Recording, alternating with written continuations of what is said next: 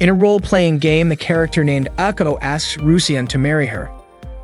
Unfortunately, Rusian flatly refuses. Ako then asks why Rusian turned her down. Rusian explains that he has decided never to fall in love again. Ako understands but continues to insist on marrying him. Rusian wonders if Ako is even listening to what he just said. Ako assures him that she is listening. That's why she is being so bold. She believes that if Rusian marries her, it will be more enjoyable. Rusian is puzzled by Ako's confidence but still declines. At that moment, the Alley Cat Guild is in action defeating mobs. Their members include Rusian, Shmuin, Ako, and the guild master Apricot. Rusian prepares to attack with his sword. Fortunately, the shield he carries deflects 2 arrows shot by enemies. Rusian signals Schwein to attack. Schwein leaps and slashes his sword at the 2 archers, making them disappear instantly. Meanwhile, Rusian faces one mob but is soon overwhelmed and knocked back. Seeing this, Ako quickly heals him excessively, causing 3 enemies to surround her. Terrified, Ako is about to be attacked when Rusian suddenly strikes the mobs, telling Ako to retreat while healing him. Unexpectedly, the number of mobs in front of Rusian increases. He calls out to Apricot for help. Apricot channels power through her staff, unleashing a massive fireball toward the mobs attacking Rusian. The fireball incinerates all the mobs instantly. Ako praises Apricot for turning all the mobs into ashes. Schwein wonders how many enhancement items Apricot used on her staff to annihilate all the mobs. Apricot replies that she only used magic-boosting items, and if you buy 10, you get 1 free. Unfortunately, because Apricot arrived late, Rusian became a casualty. Ako quickly revives Rusian with her healing power. As Rusian regains consciousness, Ako hugs him and apologizes. Rusian says it's okay, especially since their mission is complete. Ako thanks him and expresses her love for him. That night, the players log off the game. The next morning at school, Hideki, who plays the character Rusian, announces to his friends that he has a wife. So remarks that Hideki changes wives every 3 months. Ryu asks if Hideki means a waifu. Takumi inquires if there are any anime recommendations for that season. Hideki suggests the historical anime Dogra Magra. So calls Hideki a true maniac, and Takumi even dubs him an open otaku. Hideki doesn't mind as he still enjoys it. Suddenly, Akane calls Otakus disgusting. Nanako tries to calm Akane down. Hideki explains that there are various kinds of otakus like liquor otakus, flower otakus, and others around the world. Akane insists that regardless, Hideki is still disgusting. Hideki's friends agree with her. Hideki can't believe how harsh his 3 friends are. Shortly after, their teacher, Yui, announces that there will be a morning assembly and asks all students to head to the gym. All the students hurry to the gym. While in the hallway, So tells his friends that Maeda from Class 3 confessed to a female student and was flatly rejected. So suggests that Hideki might be a good match for a short, twin-tailed girl like Akane. Hideki says that if Akane were a tsundere, someone who is initially cold but gradually shows affection, he might be interested. But in reality, Akane is just stone cold. Akane turns and threatens to seriously hurt Hideki later. Hideki is startled and stops in his tracks, accidentally bumping into a girl from another class, Ako. Hideki quickly apologizes and a shy Ako runs away. During the assembly in the gym, Hideki steals glances at Ako, who turns away whenever she notices him looking. That morning, the student council president, Kyo, welcomes the students at the opening ceremony. After school, Hideki quickly returned to playing his online game. The game Hideki and others played was an online RPG called Legendary Age, or LEI for short. While some features required payment, it was free to play, attracting many players who could explore the same world simultaneously. At that moment, Hideki was controlling his in-game character, Rusian, battling mobs. He alerted his guildmates to prepare for an attack. However, his 3 friends were engrossed in conversation, leaving Rusian to fend off the mobs alone. Ako shared with Schwein and Apricot that Rusian had given her a ring, claiming it would boost her resistance. Meanwhile, Rusian was defeated by the mobs due to his friends' inattentiveness. Later, Rusian and his friends gathered at a cafe. Ako asked how Rusian was doing. He replied that he wasn't okay, and that most of it was Ako's fault. She couldn't attack properly, heal the mobs instead, and was too busy chatting. Rusian mentioned that he died multiple times because of Ako's mistakes. Ako apologized, noting that fortunately, Rusian's level was high enough to mitigate the impact. She then clung to Rusian's arm. Schwein pointed out that tanking was the armor mate's job, so even if Rusian died, it wouldn't affect him. Rusian retorted that if their attacker were more competent, there wouldn't be any issues. Apricot mentioned she could eliminate everything as long as she had expensive cash items to enhance her magic. Schwein and Rusien jokingly called her a pay-to-win player. A year had passed since Rusien and Schwein, Apricot, and Aiko formed the Alley Cat Guild. They'd experienced many adventures together, growing close and enjoying each other's company. Aiko was Rusien's in-game wife. Although their marriage was just within the game, Rusien couldn't refuse her persistent proposals. In reality, Hideki struggled to interact with girls, yet in the game he had a wife. Aiko began talking to herself, and Apricot commented that Aiko and Rusien seemed inseparable that day. Rusien explained it was because Aiko wouldn't let go of him. Schwein teased them, calling them a new couple. Rusien emphasized that it was just a game, not real life. Schwein mused that perhaps Rusien couldn't get married in real life, so he sought solace in the game.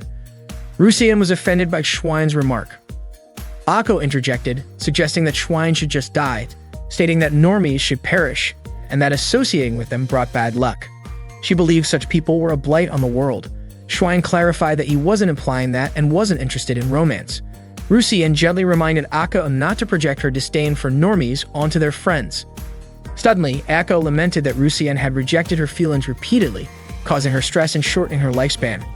She mentioned proposing 10 times and being rejected each time, wondering why Rusien was so unwilling to marry her. Rusien suggested they revisit the beginning of their conversation. Aiko apologized and pleaded with Rusien not to divorce her. Schwein wondered why Rusien didn't just accept Aiko's proposal. Rusien explained that in-game marriage wasn't something he favored, especially since it was just a game, not reality. Schwein teased that perhaps Rusien couldn't marry in real life, so he sought refuge in the game. Rusien was irked by Schwein's comment. Aiko then revealed that Rusien had previously proposed to someone in Legendary Age. Rusien was surprised Aiko divulged that information. Apricot urged him to share more. Rusien recounted that he once confessed his love to a female character in-game, only to be flatly rejected. To his shock, the girl revealed she was actually an older man in real life, just curious about playing an online game. Since then, Rusien had been wary of online relationships. Hideki had learned his lesson. He would never trust that a girl in an online game was actually a girl again. Hearing his story, Schwein and Apricot burst into laughter. Apricot even joked that Rusien's past was dark, but still a memorable part of his teenage years. Rusien couldn't help but regret it. After all, the girl he confessed to was really cute, had great taste in gear, and was practically a role model for female characters. That experience left him so traumatized that he quit his previous guild and played solo for almost a year. Eventually, he came to a conclusion. As long as a character looked cute, he would accept it, even if the player behind it was actually a guy in real life. What mattered was that the cuteness made his gaming experience enjoyable. Aiko then asked if Rusien was mad at her for revealing his past. Rusien said it was fine. It was just something that happened online. Aiko then told him she truly loved him. Hideki was taken aback but quickly calmed himself to avoid getting too caught up in his feelings. Apricot suddenly realized why Rusien had been rejecting Aiko all this time. But Rusien insisted that it had nothing to do with real life. Aiko was Aiko in the game. Aiko then blurted out that she was actually a bookworm girl in real life. Schwein was confused as to why Aiko would admit something like that in a public chat. Even Rusien agreed it was a bit too much. Then out of nowhere, Apricot declared that she was a high school girl. Hearing that, Rusien refused to believe it, especially since Apricot used high-end cash items. Schwein and Aiko also didn't buy it. To prove it, Apricot suggested they meet up offline for the first ever in-person gathering of the Alley Cat Guild. That day, the members of the Alley Cat Guild gathered near the train station. Hideki messaged the others, letting them know he was standing by a large tree in front of the station. Not long after, a girl approached him and called out Rusien. Shocked, Hideki hesitantly admitted that he was indeed Rusien. The girl introduced herself as Aiko. Seeing the real Aiko for the first time, Hideki was completely stunned. Meanwhile, Aiko, realizing that the guy in front of her was really Rusien, got so excited that she immediately clung to him. Hideki quickly told Aiko to stop calling him Rusien in public. Suddenly, Akane appeared and asked if Hideki was Rusien. Hideki was shocked. Akane was also a guild member. Aiko asked if the two of them knew each other, but before they could answer, Kyo showed up and greeted them. Akane immediately called Kyo student council president, but Kyo corrected her, saying that at that moment, she wasn't the student council president, she was the guild master of Alley Cat Apricot. Kyo instantly recognized Rusien and Aiko, who was still clinging to him. That meant Akane was actually Schwein. Akane quickly protested, telling them not to call her Schwein in real life. The group then headed to a cafe for their first offline guild meeting. Ako was overjoyed to meet Rusian in real life, so much so that she kept touching his face. Kyo took charge of the introductions. She revealed that she was a second-year student at Megasaki High School and the student council president there. Even though they had all been close online, this was their first time meeting in person. Through good times and bad, they had always enjoyed playing together. Next, Akane introduced herself as a first year at Megasaki High. Kyo understood why Akane was embarrassed to say her in-game name out loud. After all, Schwein was German for pig. No girl would want to introduce herself as pig. It turned out that Akane had chosen the name Schwein without knowing its meaning. She just thought it sounded cool. She then blamed Kyo for not telling her sooner. Kyo had always assumed it was just a joke. In the end, Akane begrudgingly accepted the name Schwein but warned everyone, if anyone called her pig, she would chop them into pieces. Hideki had introduced himself as Rusian, and it turned out that saying his character name out loud was pretty embarrassing. He introduced himself as a first-year student at the same high school as Kyo. He also admitted that he didn't participate in any extracurricular activities, had no particular talents, and that his only hobby was playing online games. Next, Ako introduced herself, saying that she was also a first-year student at the same high school as everyone else. To everyone's surprise, her in-game character name was the same as her real name.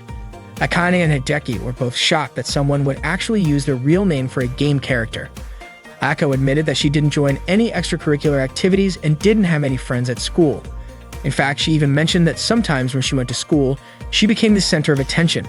Everyone was surprised to hear that. Hideki reassured her, saying that all of them were her friends.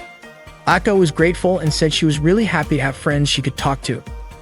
Hideki then brought up that Akane was actually quite popular since she was confessed to by a third-year student the other day. Ako immediately called Akane a pleb and Kyo agreed. Akane admitted that she rejected the confession because she had no interest in dating anyone.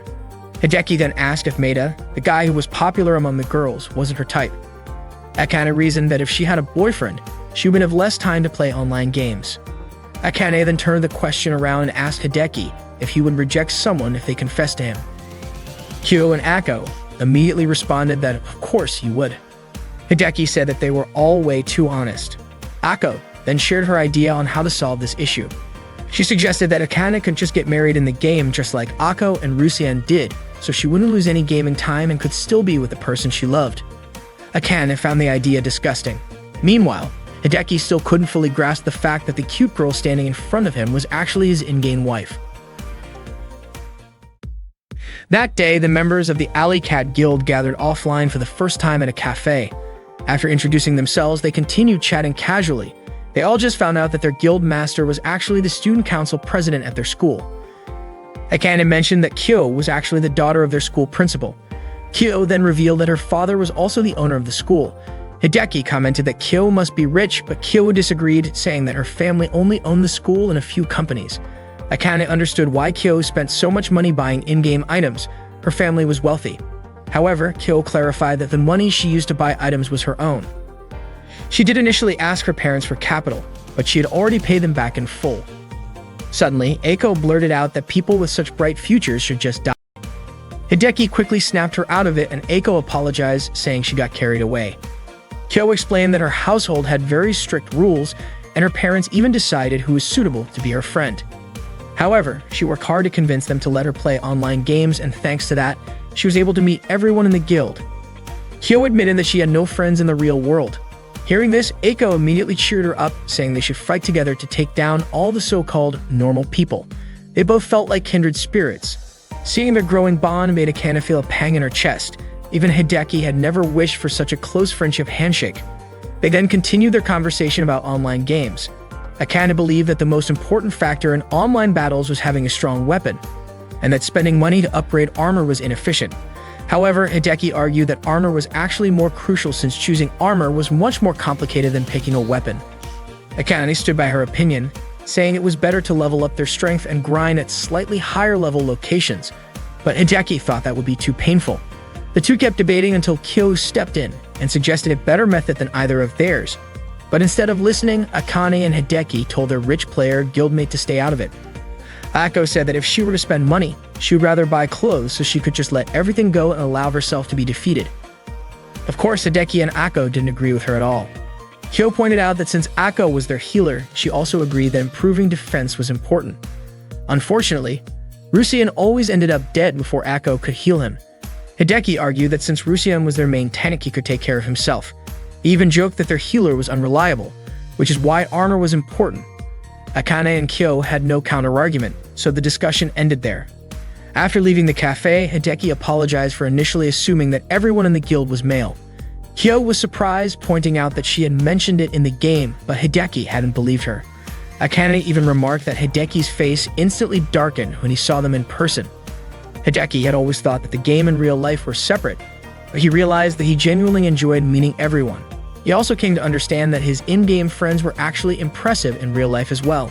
Akane immediately cringed at his words, calling them disgusting. Whether in-game or in real life, Akane's reactions were always the same. Kyo also thought that Rusian was just as cold toward girls in real life as he was online. Akane warned Hideki that she wouldn't forgive him if he acted overly familiar with her at school. Seeing how close Hideki and Akane seemed, Ako quickly clung to Hideki. Akane reassured her not to be jealous, saying she had no intention of stealing Ako's husband. After that, they all went their separate ways. As Hideki walked with Ako, she asked him if he had initially thought she was a guy too. Hideki admitted that he had actually thought she was an old man. Ako was shocked. She had told him she was a girl, so why hadn't he believed her? And why had he accepted her marriage proposal if that was what he thought? According to Hideki, even if Ako were a guy, it wouldn't matter to him. That statement shocked Ako. Hideki didn't mean it the way Ako thought, since the game and real life were two different worlds. Even if Ako was a guy in real life, in the game, Ako was still Ako. Ako then said that meant Hideki didn't care about age, gender, or anything else and liked her simply because he liked her. Hideki admitted it. Ako was delighted and said she wanted to be with Hideki because he was Rusian. She'd also said that even if Rusian wasn't a guy her age or someone different from what she imagined, she would still truly love him. Hideki thanked Ako, and for a moment, he almost got carried away, but he quickly reminded himself that the game and reality were different. He then urged Ako to head home since it was getting dark. That night, Hideki went back to playing online games. Rusian managed to defeat the enemies and Apricot and Schwein praised him. Rusian felt like playing the game was just as fun as before. Schwein mentioned that Ako's healing was still a bit slow, but he didn't mind. Apricot reassured Ako that sometimes, no matter how hard they tried, they wouldn't get results. Rusian also told Ako not to worry too much. At worst, he'd just lose some EXP from dying repeatedly. Ako apologized to Rusian, while Schwein and Apricot laughed at her. After the battle, they gathered at the bar. Kyo said she would log off since she had things to take care of at school the next morning. She also joked that if they saw her at school, they could call her master as much as they wanted. Schwein refused outright. Ako also wanted to leave to take a bath and go to sleep. Hearing the word bath, Rusian imagined something. Schwein teased him, asking what he was thinking about. Schwein then told Ako not to forget to wash off her sweat in the tub. Suddenly, Rusian said that Ako probably didn't even sweat because she wasn't a pig like Schwein. Schwein got angry at being called a pig. She warned Rusian that if he acted too familiar with her at school, she'd slice him up like a pig. Rusian promised not to say anything and to keep acting the same because the game and real life were separate. Schwein also reminded Rusian not to get too lovey-dovey with Ako, saying she'd feel bad if weird rumors about him started spreading. The next morning in class, Akane greeted Hideki. Hideki greeted her back, but then Akane suddenly questioned why he was talking to her. Hideki pointed out that Akane was the one acting weird. Nanako commented that Hideki and Akane seemed close. Akane scoffed, saying there was no way she could be close to a disgusting guy like him. Hideki finally gave up and said everything was his fault, and Akane walked away. So asked Hideki if he had just been rejected, but to him, it didn't matter since Hideki already had his irreplaceable 2D waifu. Hideki proudly said his wife was adorable. Just then, Ako appeared outside his classroom and called out to him as Rusian. So was confused, wondering who Rusian was. Ako quickly approached Hideki and greeted him using that name. Hideki turned away and told So that he didn't know her. Seeing no response, Ako moved closer and asked if Hideki wasn't feeling well. Hideki yelled at her to stop calling him that and demanded to know what she wanted.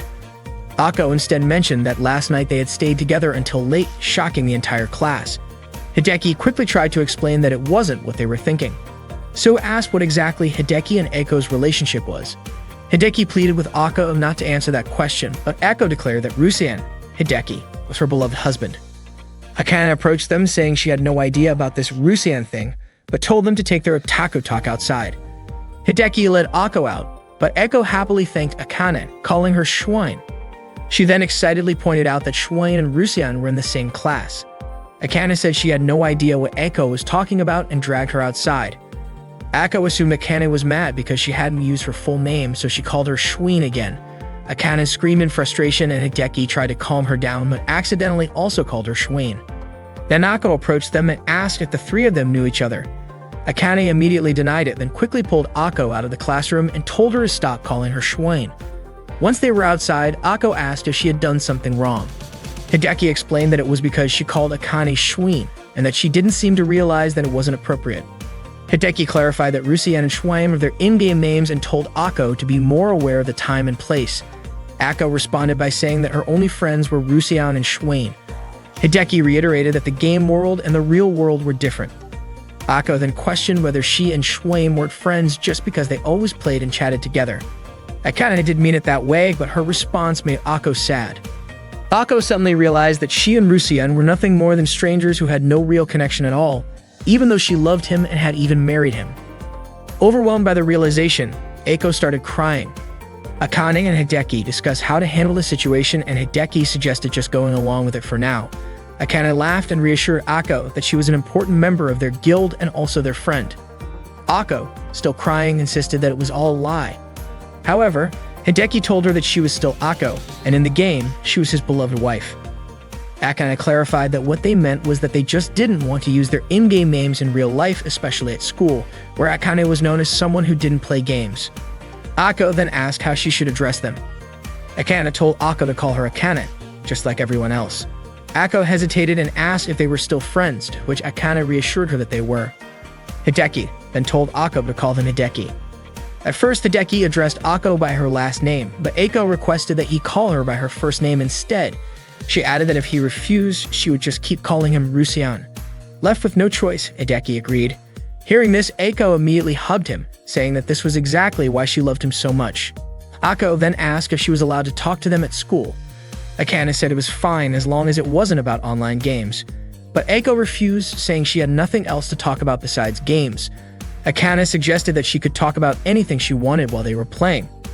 Akane also pointed out that, as her husband, Hideki should spend time with Akane when she was free. Akane then asked Hideki if he would spend time with her. Hideki agreed, but only on the condition that she wouldn't call him Rusian or talk about being his wife. Akane hugged Hideki again, saying he was truly on her side. Suddenly, their teacher, Yui, reminded them that class was about to start. The three of them quickly returned to their classroom. Later, Eiko told Hideki that she had made him a lunchbox and invited him to eat together. Hideki was surprised and asked why she did that. Akane simply replied that it was because Rusian was her husband. Akane teased Hideki, saying he was probably thinking the same thing she was. Hideki immediately countered, saying he already knew what Akane was thinking. Eiko just couldn't distinguish between the game world and real life. During the lunch break, the three of them went to the student council room to see Kyo and explain everything. Akane told Kyo that Eiko couldn't differentiate between the game world and reality and even went as far as making lunch for her husband.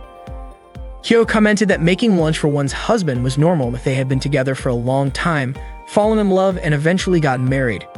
However, she also noted that in an online game, she wasn't sure if Akane had actually fallen in love with someone whose real name and face she didn't even know. Akane quickly denied this, explaining that she knew Rusian, they always chatted, and their hearts were connected.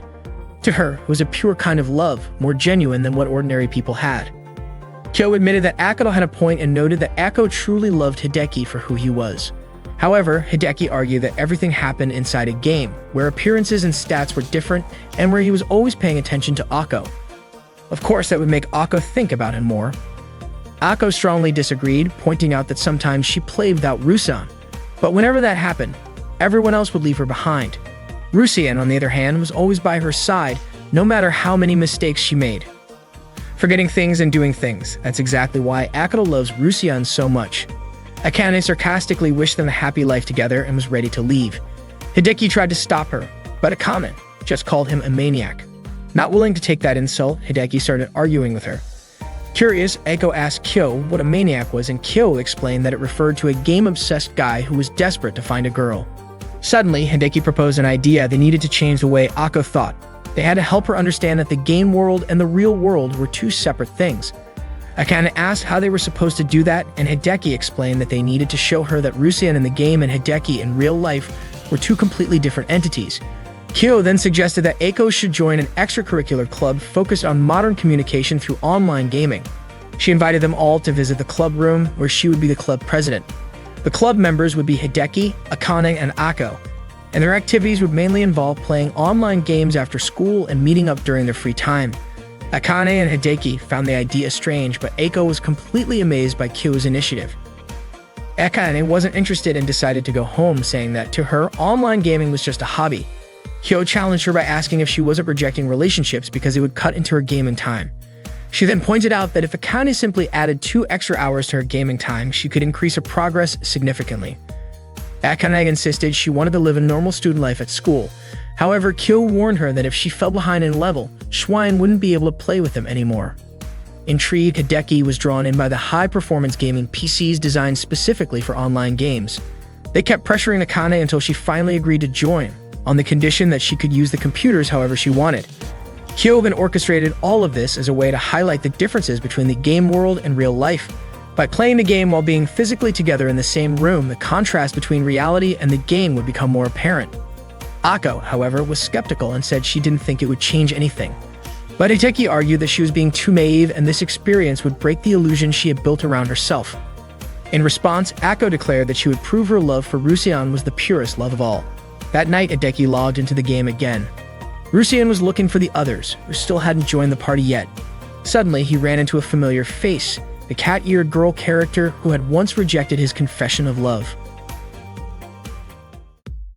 That day, Rusian ran into Nekohime, the cat girl who had once rejected his confession. Nekohime greeted him cheerfully and said she was happy to see that he was still playing the game.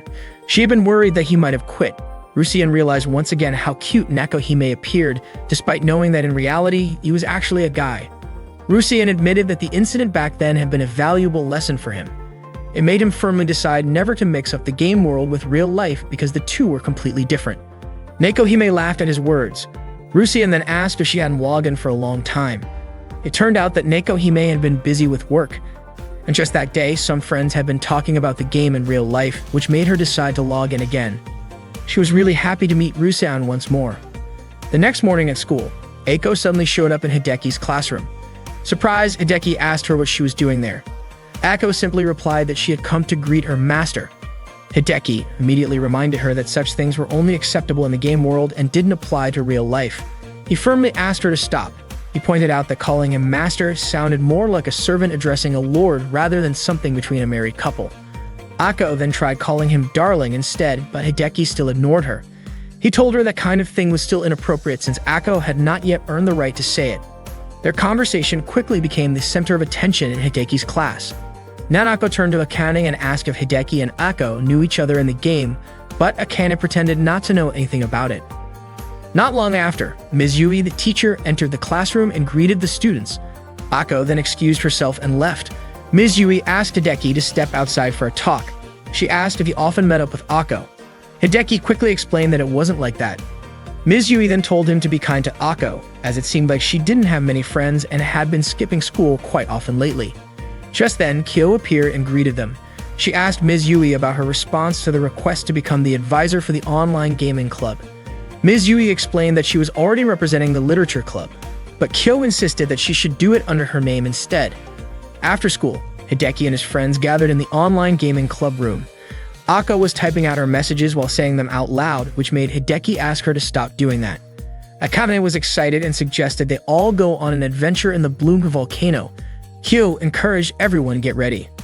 Hideki then asked Ako to check her equipment. When he looked at it, he was confused as to why Ako was wearing a waterproof cloak when they were heading to a volcano. Ako explained that the cloak was a gift from Rusan, so she was going to wear it proudly. Hideki told her to switch to a fireproof cloak instead, but Ako refused, saying that it wasn't cute. Akane came over and scolded Ako for caring too much about appearances. She even commented on Ako's sparkly pink staff. Ako had chosen it because she thought it looked adorable when attacking enemies.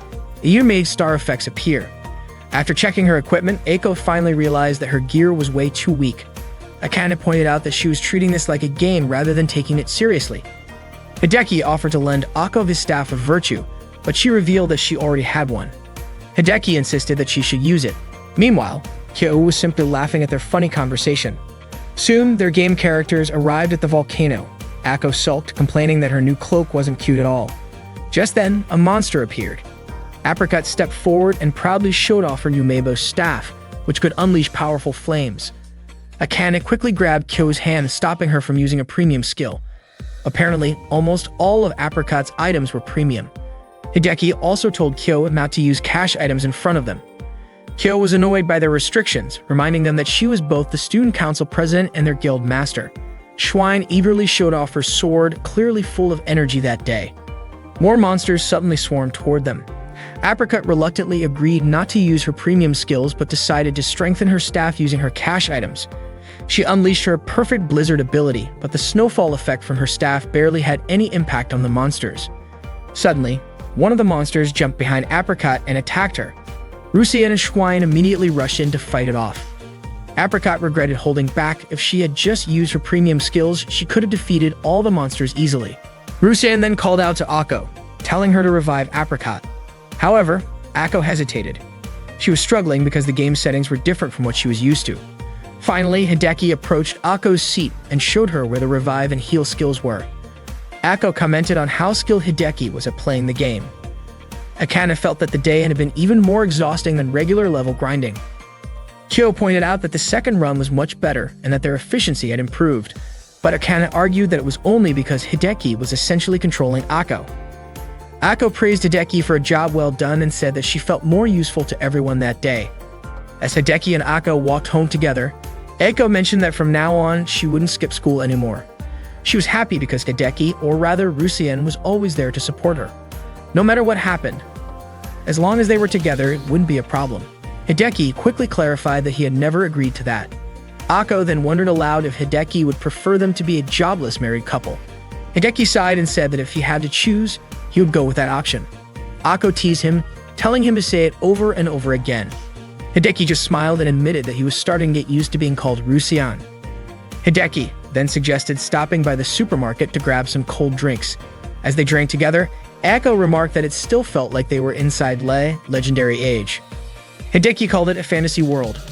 Akko then asked if they seemed like a married couple. Hideki disagreed, saying that they weren't old enough to get married yet. Maybe they just looked like a couple dating. His words made Akko a little surprised. Hideki reminded her that it was getting late and that her parents might be worried about her. However, Akko casually revealed that her parents were hardly ever home. If they were, there was no way she could play games every night. Hideki recalled what Ms. Yui had said earlier about Akko not having many friends. He decided to escort her home right away. The next day in the club room, the guild members were back to playing their online game. After completing a mission, Hideki asked for a short break. Kyo pointed out that thanks to Akko's improved healing skills, their party wasn't dying as often. Akane commented that Akko's previous gear had been absolutely terrible.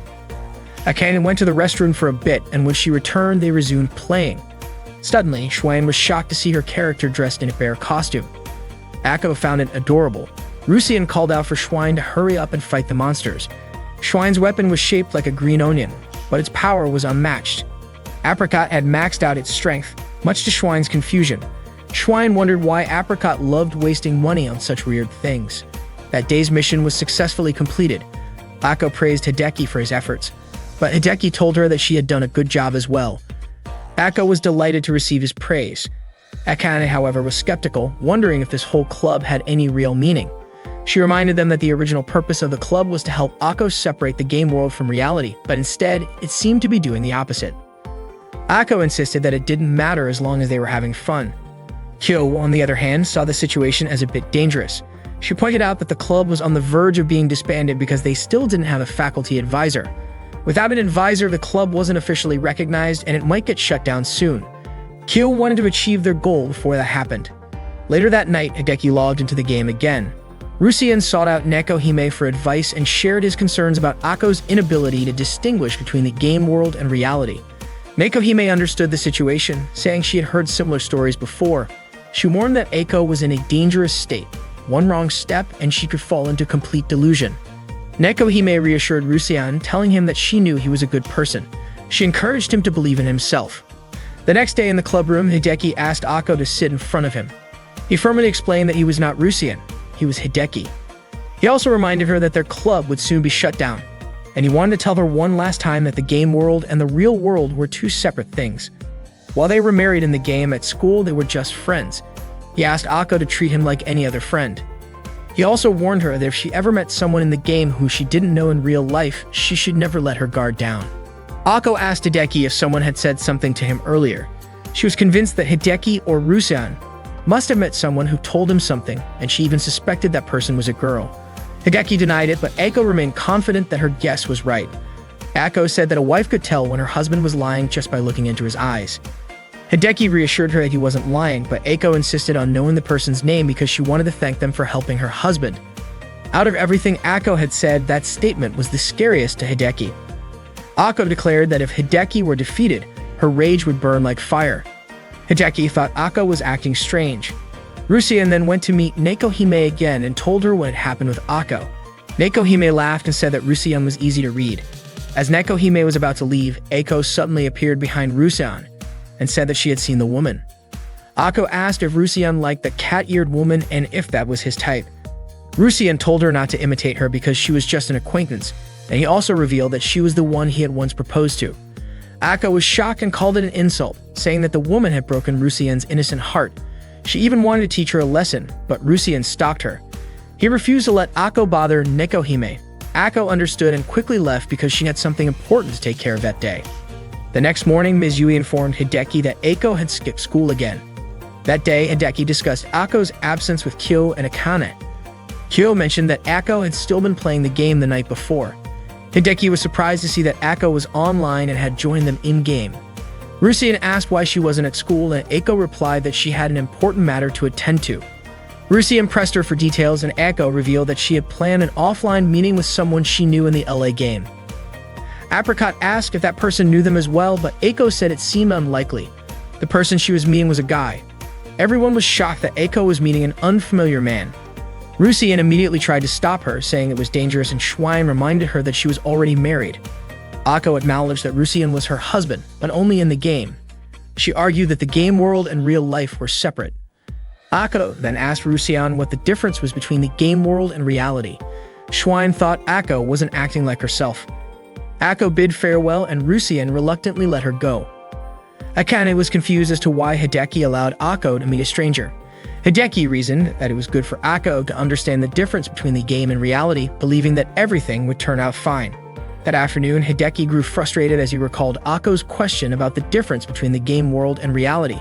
Before long, Akane and Kyo approached him, having discovered that the offline meeting was scheduled for 6:00 p.m. at the same place where they had held their own offline gathering.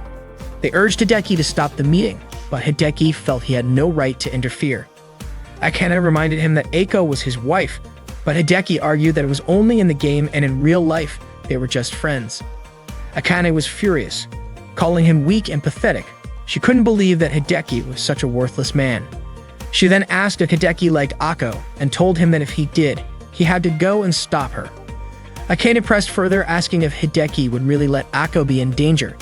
Kyo chimed in, saying that while Hideki and Rusean were different, Rusean still existed within Hideki, and so did his feelings for Akko. Hideki said that it was something he couldn't accept because after meeting the real Akko, talking to her and touching her, he actually started to like her. At that moment, Hideki wasn't worried about Akko in the game, but rather Akko in the real world. He was very concerned and didn't want her to get hurt. Akane then told Hideki to hurry and go. She turned to Kyo and said that both Akko and Hideki were such troublesome people. Hideki ran as fast as he could to find Akko. When he arrived, he called out to her and said that as her husband, he did not approve of her meeting an unfamiliar man. He admitted that the game world and reality were different, but even so, Akko was still his wife in the game. Suddenly, Ms. Yui appeared and was shocked to learn that Rusean was actually Hideki. But what was even more surprising was that Akko then announced that Nekohime was actually Ms. Yui. Hideki, taken aback, exclaimed that Nekohime was supposed to be an old man. However, Akko was certain from looking into her eyes that Nekohime was indeed a woman. Ms. Yui then admitted that she was Nekohime. She had spoken to Akko and Lei the day before. Hideki couldn't believe that Nekohime was actually Ms. Yui, which meant that he had once proposed to his own teacher. Ms. Yui apologized for causing confusion with her Hode status in the game. Akko, still upset, accused Ms. Yui of toying with Rusean's heart. Calling her a witch, she immediately charged at her in an attempt to avenge Rusean. Ako swung her staff, but seeing this, Hideki quickly stepped in to protect Ms. Yui. Ms. Yui reacted swiftly, striking Ako on the neck, causing her to fall. Kyo and Akane arrived just in time to witness everything. The next day, Kyo informed everyone that Ms. Yui would be the advisor for their modern communication club, which focused on online games. Akane felt relieved that their club wouldn't be disbanded after all. Ako was still upset and declared that she wouldn't let that woman get near her husband ever again. Hideki sighed and told Ako to reflect on her actions, reminding her how lucky they were that yesterday's incident didn't blow out of proportion. Ms. Yui agreed to be the club's advisor, but on one condition. All members had to attend school as regularly as possible. Ako reluctantly agreed. They were all happy that they could continue playing online games together. Ako then asked Hideki to come to her house to meet her parents, but Hideki refused. Ako then asked if she could go to Hideki's house instead and meet his parents. Annoyed, Hideki reminded her once again that the game world and reality were completely different. That day, Hideki told a story about what happened after Rusian was rejected by Neko Hime. For a long time, Rusian was heartbroken and played solo. Eventually, Rusian approached a guild intending to join them. Someone there said he would interview him first. The man first asked why Rusian wanted to join their guild. Rusian explained that playing solo had been lonely and he thought that by joining a guild he could dedicate himself entirely to the game. The man then asked what Rusian did in real life. Rusian replied that he was a high school student. The man pointed out that since Rusian needed to log out for meals and showers and couldn't log in at night, he might not be a good fit for their guild. He mentioned that the usual grinding session lasted about 3 hours, which meant Rusian wouldn't be able to keep up. Rusian chuckled and said maybe if he dropped out of school, he could match their pace. The man then revealed that many members in their guild had already quit their jobs and school just to play games. Then the man asked Rusian if he knew about reincarnation. Rusian explained that reincarnation was when a player reached the maximum level, then created a new character while carrying over their previous skills. The man confirmed that many players in their guild did exactly that. Hearing this, Rusian realized that the guild was too intense for him, so he decided to withdraw. After hearing the story from Hideki, Ako commented that the guild sounded extreme. Hideki agreed, saying it was an intense and terrifying world, but not everything about it was scary. Just as Rusian was about to leave, the man told him that even though Rusian wasn't part of their guild, they were still fellow players and he was always welcome if he ever needed help. Suddenly, Ako said that the guild seemed like a good fit for her, as she could live just for playing online games like the people in that guild. Hideki was baffled as to why Ako, who had just started attending school again, was already thinking about skipping. Ako grinned and said that even if she dropped out and left everything behind, she still had Rusian to support her. Just then, Ako suddenly shouted in shock. She had forgotten her wallet at home. At that moment, Nanako overheard Ako's scream and saw her standing with Hideki. Ako reassured herself that it wasn't a big deal since she could just sell some unnecessary items to get enough money to buy a drink. She started mimicking the motion of pressing a keyboard as if she were in a game. Seeing this, Hideki quickly reminded her that they were in the real world, not a game. Later that day in the club room, Hideki told Ms. Yui that Ako's condition was getting worse. She still struggled to differentiate between the game world and reality, even when trying to buy a drink that morning. Hideki admitted that he had also experienced similar moments like waking up late and thinking he could teleport to school. Kyo added that sometimes when she wanted something, she unconsciously looked for a buy button. Ms. Yui was exasperated. The whole purpose of the Modern Communication Club through online games was to help Ako understand the difference between the real world and the game, but now they were all struggling with it. She even suggested disbanding the club and making them quit gaming entirely. Of course, Kyo immediately rejected that idea. Ms. Yui then told them to start their club activities and left to attend a meeting. Akane speculated that Ms. Yui must have felt burdened by the situation. Hideki admitted that everything was their fault. Kyo then called for a club meeting and proposed a new system, gacha. Akane and Hideki were skeptical, thinking it was just a waste of money. But Kyo argued that gacha was filled with hope, the kind that online players chased by spending just a little bit of money. Ako wanted to try it but didn't have any money. Kyo, convinced by Ako's enthusiasm, even offered to fund her account. Seeing that, Hideki became interested in trying it himself. He wanted to test his luck and said he would give whatever he got to Kyo. After Kyo made the purchase, she told them to begin their online game club tradition, rolling the gacha 100 times. After finishing their club activities that day, Hideki and Ako walked home together. Ako was frustrated that she didn't get a single rare item, and to her, it felt just like her real life. No matter what she did, the results were always disappointing. Hideki reassured her. saying that everyone felt the same way about their lives. Ako, however, declared that life was just a terrible game and she wanted to quit playing it. Hideki suggested getting ice cream to cheer her up, but Ako realized she had forgotten her wallet. Without hesitation, Hideki handed his ice cream to her. The next morning in class, So greeted Hideki by calling him Rusian. Takumi then chimed in, asking if Hideki's girlfriend had arrived yet. Hideki quickly clarified that Ako wasn't his girlfriend, but Ryu jokingly insisted that Ako was his wife. His friend started teasing him when suddenly, Akane entered the classroom. Hideki greeted her, but she ignored him. Nanako apologized to Hideki, explaining that Akane was just in a good mood. Hideki shrugged it off, saying he was used to it. His friends started gossiping about how Hideki was talking a lot with Nanako, and they were convinced he was cheating. They even suggested telling Ako about it. Hideki was shocked when he suddenly spotted Ako standing at the classroom door, calling out his name. After school, Hideki, Akane, and Kyo gathered in the club room. Akane referred to the computer there as a war machine, saying that if a computer ran smoothly, it deserved a powerful name. She even admitted she wanted to take it home. Kyo reminded her that it belonged to the school, so that wasn't an option. A short while later, Ako arrived looking exhausted and immediately approached Hideki, asking him to heal her. She explained that her classmates had been asking why she often visited another classroom. They suspected she had a boyfriend and were curious about what he was like.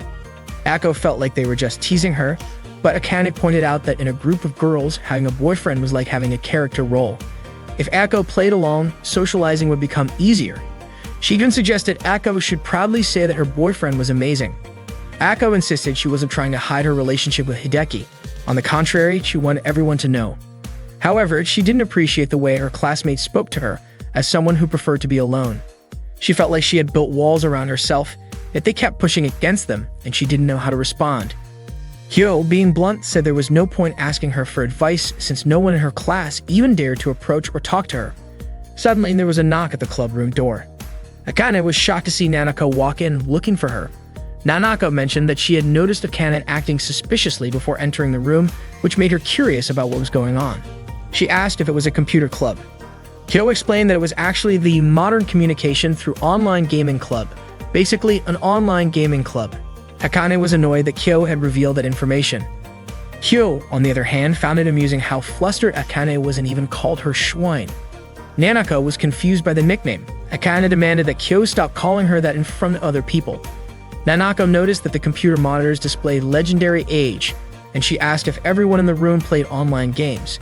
Hideki confirmed it without thinking. Akane accidentally called Hideki by his in-game name, Rusian.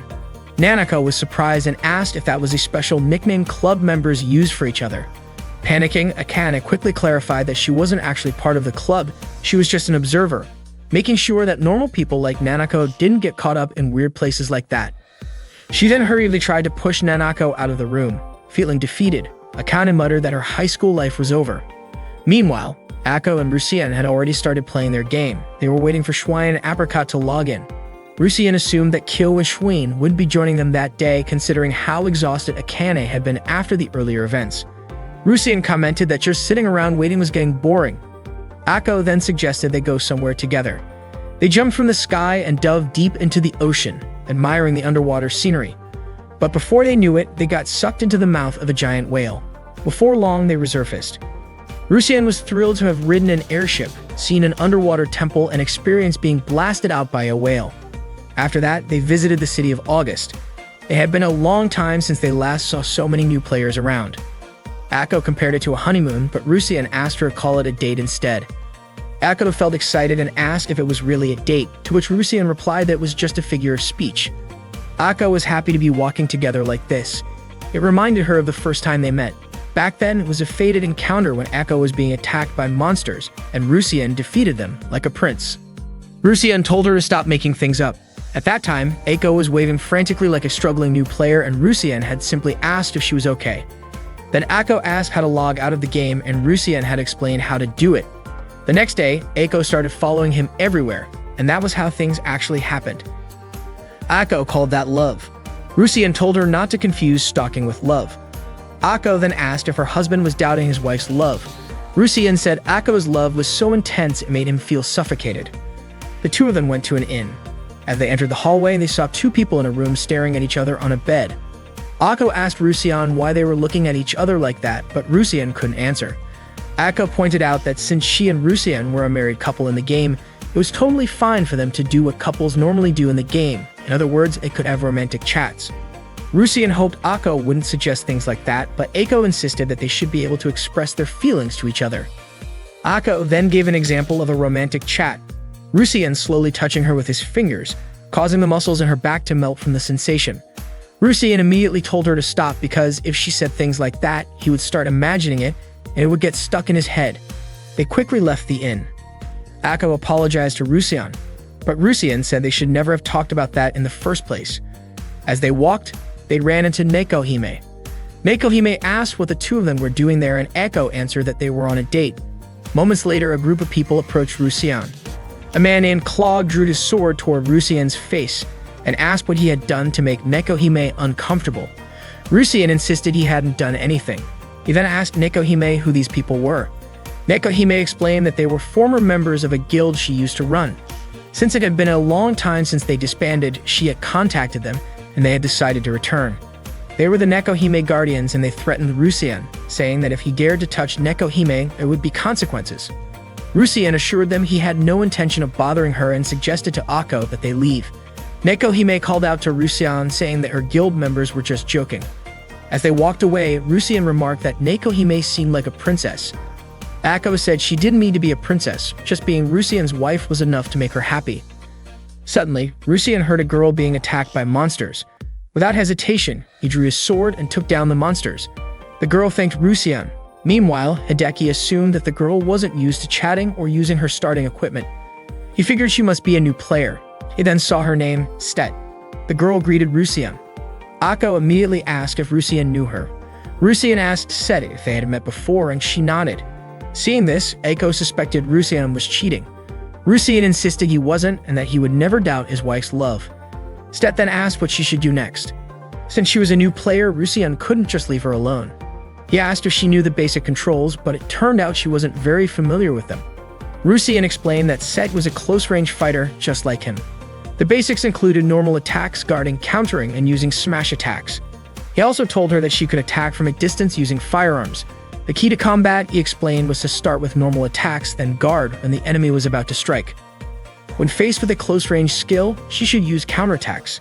And when the enemy's defense was down, she should use a smash attack. The next day in the club room, Akane looked really excited. Akko asked if something good had happened to her. Akane happily shared that Nanako had promised not to tell anyone about what happened yesterday, which meant her high school life was safe.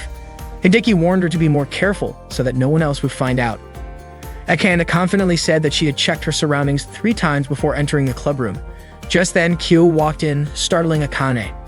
The 4 of them started playing their online game. Schwein was pumped up and urged them to catch up on everything they had missed yesterday. Suddenly, Seth appeared, walked right up to Rusian, and grabbed his hand. That, of course, made Akko jealous. That day, Seth approached Rusian and immediately grabbed his hand. Apricot then asked if she was a friend of Rusian. Rusian explained that Seth seemed like a new player, so he had to accompany her for a while. Schwein offered to teach her, but Seth said she preferred Rusian because he was kind. The next day in the club room, Akko suggested playing a different game. Akane pointed out that their club was an online gaming club, not an LA club. Hideki then asked what kind of game Akko wanted to play. Akko said she wanted to play something thrilling. Kyo suggested Ultra Force, an FPS game. Akko admitted she had never played a game like that before. Kyo told Akko, just think of all the enemies as ordinary people. And Akko took that advice to heart. The 4 of them started playing with their team called Team Deathmatch. As soon as they began, Kyo and Akane were immediately defeated by enemies. It turned out that their positions had already been detected. The enemies quickly surrounded Hideki, but suddenly, Akko started shooting at the 3 enemies from the rooftop. Hideki was shocked that Akko was able to take down the enemies from such a long distance. Akko cheered, saying that this game seemed like the perfect fit for her. That night, Hideki ended up staying up late playing Ultra Force. The next day, he was feeling sleepy at school. He was surprised that Akko had taken such an interest in an FPS game. Then he noticed Akko watching him from outside the classroom door. Curious, Hideki went to her and asked what she was doing there. Akko said she thought an enemy might show up at any moment. Hideki suspected that she was getting too immersed in the game. Ako looked out the window and saw two students walking by, immediately considering them as approaching enemies. She said that if this were Ultra Force, she would have shot them on sight. Hideki quickly stopped her from thinking like that. Nanako then greeted Hideki, asking if there was a club meeting yesterday because she had been waiting for them at the usual game spot. That was when Hideki realized that Nanako was actually the player behind Set in Legendary Age. Hideki was surprised and asked why she did it. Nanako explained that she noticed Hideki and the others seemed to be having fun, especially Akane, who was completely absorbed in the game. Hearing that, Akane felt like her high school life was over. Nanako commented that in the game, Akane seemed reliable and totally different from how she was in class. Hideki thanked her. Then Nanako asked if Hideki and Ako were only a couple in the game. She suddenly hugged Hideki and said that Ako wasn't this close to him in real life, was she? Hideki quickly pulled away and told Ako to calm down. But Ako called Hideki an idiot and ran off. Later, Hideki and the others told Ms. Yui about what happened. Nanako didn't expect Ako to get that angry. Ms. Yui explained that Ako wasn't mad, she was in shock. Akane guessed that Ako might have felt like Nanako was stealing Hideki from her. Nanako assured them that she had no interest in Hideki whatsoever, not even a little. Akane pointed out that if the situation hadn't involved Ako, it wouldn't have turned into such a big deal. Nanako then suggested they visit Ako at her house. Hideki thought that would only make her more stubborn. Ms. Yui advised them to give Ako some time. Maybe after cooling down, she would think more rationally, and then they could figure out what to do next. During class, Hideki, Akane, and Nanako still couldn't stop thinking about Ako. During club hours, Ms. Yui told Hideki and the others that most problems arise from misunderstandings. Hideki said that if they just explained everything to Ako, the issue should be resolved. Akane admitted that she had no idea what else to do. She had even tried calling Ako, but Ako wasn't answering. So Hideki decided to search for Ako in the online game. He called out to her and found her. Ako invited him to level up together. Rusien explained that Nanako, or rather Set, had no romantic interest in him whatsoever. Ako replied that it didn't matter anymore because she had already given up. She decided to leave the world where they weren't husband and wife. Ako declared that she would be reincarnating. She wanted to level up to the max and bet everything on her next life. Rusien had no idea what she meant by that. Ako explained that she was going to reincarnate in LA and become a new character, then be reborn as a cheerful and popular person. Ako's goal was her dream in her next life. Rusien then asked if Ako had already given up on real life. Ako wanted to drop out of school and from then on live in the game LA, saying she didn't need real life anymore. Rusien urged Ako to calm down, but Ako was already convinced that as long as she had LA, she would keep living. Rusien asked Ako not to be obsessed with this idea, but she insisted on fighting for reincarnation. Then Ako deactivated her chat. She deliberately ignored interactions, and it seemed like she was completely shutting herself off inside the game. Kyo realized that the club had backfired on them. However, Miss Yui said that wasn't the case. It wasn't that Ako was under attack, but rather that she was just closing herself off. According to Miss Yui, Ako's behavior actually showed that she was progressing. Akane believed that Ako didn't think Nanako had taken Hideki away from her. Hideki thought that Ako was sulking, but this had turned into a much bigger problem than he had expected. Her emotions had spiraled out of control. Miss Yui also thought the same and believed that there was one guy who understood everything and could handle the situation. Hideki was surprised that he was being entrusted with full responsibility as a student. He then asked to be allowed to handle things in his own way. That day, Akane walked home with Hideki. Akane said that Ako probably realized how slow she was, how she often daydreamed, had trouble remembering things, and quickly forgot anything she had learned. So she imagined that the players in love who gathered with her would slowly disappear from her life. But for Ako, Hideki was different from the others. In the game, when Hideki said, "Let's try again next time," that meant there would definitely be a next time. To Ako, that was the same as Hideki accepting her, even though she was useless in the real world. If Hideki was really that kind of person, then Ako would want to stay with him forever. She even happily said so. For Akane, it was the same.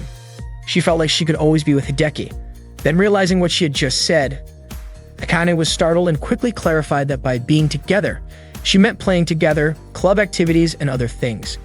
She told Hideki not to take it the wrong way. Akane then said, simply put, Hideki was stuck with her, and she was stuck with a shut-in girl who was also a gaming addict. She asked Hideki to make sure to bring Ako back to them. Hideki promised he would. Akane told him to do it in return for her. The next morning, Hideki went to Ako's house and was about to press the doorbell when Ako's mother suddenly asked who he was. Nervously, Hideki introduced himself. Ako's mother smiled and assumed that Hideki must be Ako's husband. She invited Hideki inside to talk. Apparently, Ako had already told her mother about Hideki. Ako's mother then asked if there was a problem, even referring to Hideki as her daughter's future husband. Hideki apologized and explained that he had come to visit Ako that day and had even skipped school. Ako's mother was surprised that Hideki came just to visit, even though Ako had said she wouldn't go to school. She then smiled at him and said she had to leave for work immediately. Before leaving, she asked if Hideki wanted to see Ako. According to her, after she was gone, Hideki would be the one responsible for taking care of her daughter. Hideki admitted that he wasn't ready for that kind of responsibility. However, Ako's mother really liked Hideki because she thought he was kind and honest. She then handed him the key to Ako's room. Hideki immediately went to Ako's room and knocked on her door. Hearing Hideki's voice, Ako was shocked and couldn't believe that he had actually come to her house. Hideki said that it was a sudden visit, like he had come to see her and asked her to let him in. Ako was confused about what Hideki was doing there and asked where her mother was. Hideki explained that he had received permission from Ako's mother and that she had even given him the key to her room. Ako was frustrated with her mother. Hideki then said that Ako's mother had entrusted her future to him. Hideki said that he was coming in and wouldn't take no for an answer. Without hesitation, he immediately opened Ako's bedroom door. He was shocked to see Ako wearing nothing but her underwear. Hideki quickly shut the door again. Ako, equally startled, explained that she felt too hot in her room and Hideki had scared her. She then told him to wait a moment while she got ready and invited him in. However, when Hideki opened the door again, he saw Ako completely undressed. Once again, he slammed the door shut and demanded to know why she had taken off all her clothes after saying she was ready. Ako replied that she had mentally prepared herself. Frustrated, Hideki told her to hurry up and put on some clothes. Once she was dressed, Ako welcomed Hideki inside. Hideki was surprised to see a refrigerator in her room. Ako explained that she always stocked up for a whole week so she wouldn't have to leave her room. Curious, Hideki asked how she managed to use the bathroom if she didn't leave for an entire week. Ako casually answered that she used bottles to relieve herself. Hideki, who was in the middle of drinking, suddenly had a horrifying thought: was the liquid in his glass not tea? Ako quickly reassured him that she was just joking. Ako then asked why Hideki had come to her house. Was he trying to convince her to go back to school? But to her surprise, Hideki said he actually wanted to have fun with her. Hideki explained that a healer needs to manage the cooldown time of their healing abilities properly, use skills at the right moment for consecutive attacks, maintain buffs, and cancel enemy techniques. Additionally, large-scale healing should be used if things go wrong. That was the ideal way to play. Unfortunately, Ako didn't understand any of it. She was completely lost. Hideki reminded her that she wanted to reach max level and reincarnate in the game. If that was truly her goal, she needed to do these things. Determined, Hideki decided to start teaching her. Ako, however, felt like his training was too harsh. Hideki reassured her that there was no need to worry because he would always be there until she got the hang of it. Hideki began training Ako by guiding her through preparing healing spells, managing tempo by monitoring cooldowns, and combining skills effectively. While they were playing, Schwein and Apricot suddenly logged into the game. Hideki logged in as well using the laptop Kyo had lent him. Rusian and Ako met up with the others at their usual gathering spot. Schwein immediately questioned them about skipping school. Rusian casually replied that he and Ako had just been playing together. Ako, feeling nervous, hid behind Rusian. Schwein and Apricot were visibly annoyed after hearing that. Makohime remarked that if Schwein and Apricot knew they had skipped school just to have fun, they would definitely visit Ako's house. Out of nowhere, Rusian suddenly announced to Nekohime that he was quitting school. Schwein and Apricot were completely shocked. Rusian declared that if Ako was dropping out, then he would too. He also explained that balancing school life with his otaku lifestyle was tough, and he preferred to just relax and play games instead. Nekohime thought Rusian was just too stressed out, but then she remembered that he had said he would handle things in his own way. So in the end, she decided to support his choice. Hearing that, Ako immediately begged Hideki not to go through with it. But Hideki reasoned that if it was okay for Ako, then it should be okay for him too. Ako protested, saying that if Hideki dropped out, he would never see Kyo and Akane in real life again. Hideki then asked her if that was really what she wanted. Meanwhile, Akane mentioned to Kyo that Hideki and Ako weren't saying anything in the game, even though it didn't look like they had logged out of the chat. Ms. Yui speculated that they were probably busy. She believed that Hideki had taken Ako that far without asking for anyone's help, so all they could do now was wait and trust him to bring Ako back to school. At that moment, Hideki asked Ako if she truly had no desire to return to school. Ako admitted that making friends was hard for her, and she didn't feel comfortable in class. The situation was just too difficult, but at the same time she didn't know what else to do because for her, the only thing she enjoyed was the club activities. According to Hideki, everything about Nanako was on Ako's mind, making her feel confused. Ako then asked how Hideki knew that, and Hideki replied that maybe it was because he was her husband. Hideki asked Ako if she had fun that day. Ako said she was really happy. Hearing that made Hideki happy as well, and he asked if they should just quit school and do this every day. Hideki admitted that he used to think just having the game was enough. But ever since Ako came along, he realized that real life could be fun too. He also mentioned that even Akane wanted to be with them forever. Unfortunately for Ako, real life was just too difficult. Hideki reassured her, saying that it was okay. If she ever felt exhausted from real life, he would play with her as much as she wanted and help her find the joy she was looking for. And when she felt strong enough, she could come back to school. If they couldn't play together, he would always be waiting for her at school. Ako then asked if Hideki would stay at home with her if she kept trying but ended up feeling tired. Hideki agreed, saying that he would do that for his wife. Hearing that, Ako was willing to give it a try. The next day, Ako returned to class. Her classmates immediately asked why she had skipped school the day before, expressing concern about whether she had been sick. Nanako then told their classmates that Ako had a boyfriend in their class, and when he found out that Ako was at home, he went to visit her to check on her. Ako's classmates were shocked to hear that Ako had such a caring boyfriend. Ako simply smiled and said that her boyfriend was the best. Rusien told Ako about what happened after he was rejected by Neko Hime. At that time, Yuyun, Rusien's friend, was crying and telling him that his in-game wife, Sarah, had married someone else using a different account. To him, that was the same as cheating. Rusien said that everyone acts differently when they get married in a game. He thought that maybe Sarah just wanted the marriage bonuses. Yoon was deeply in love with Sarah, so he decided to divorce her. To Yuyun, it wasn't fair for him to be the only one suffering. So he immediately asked Neko Hime why she had rejected Rusien's proposal. It turned out there were 3 reasons. First, Neko Hime wasn't interested in getting married in the game. Second, Rusien wasn't the only one who had approached her.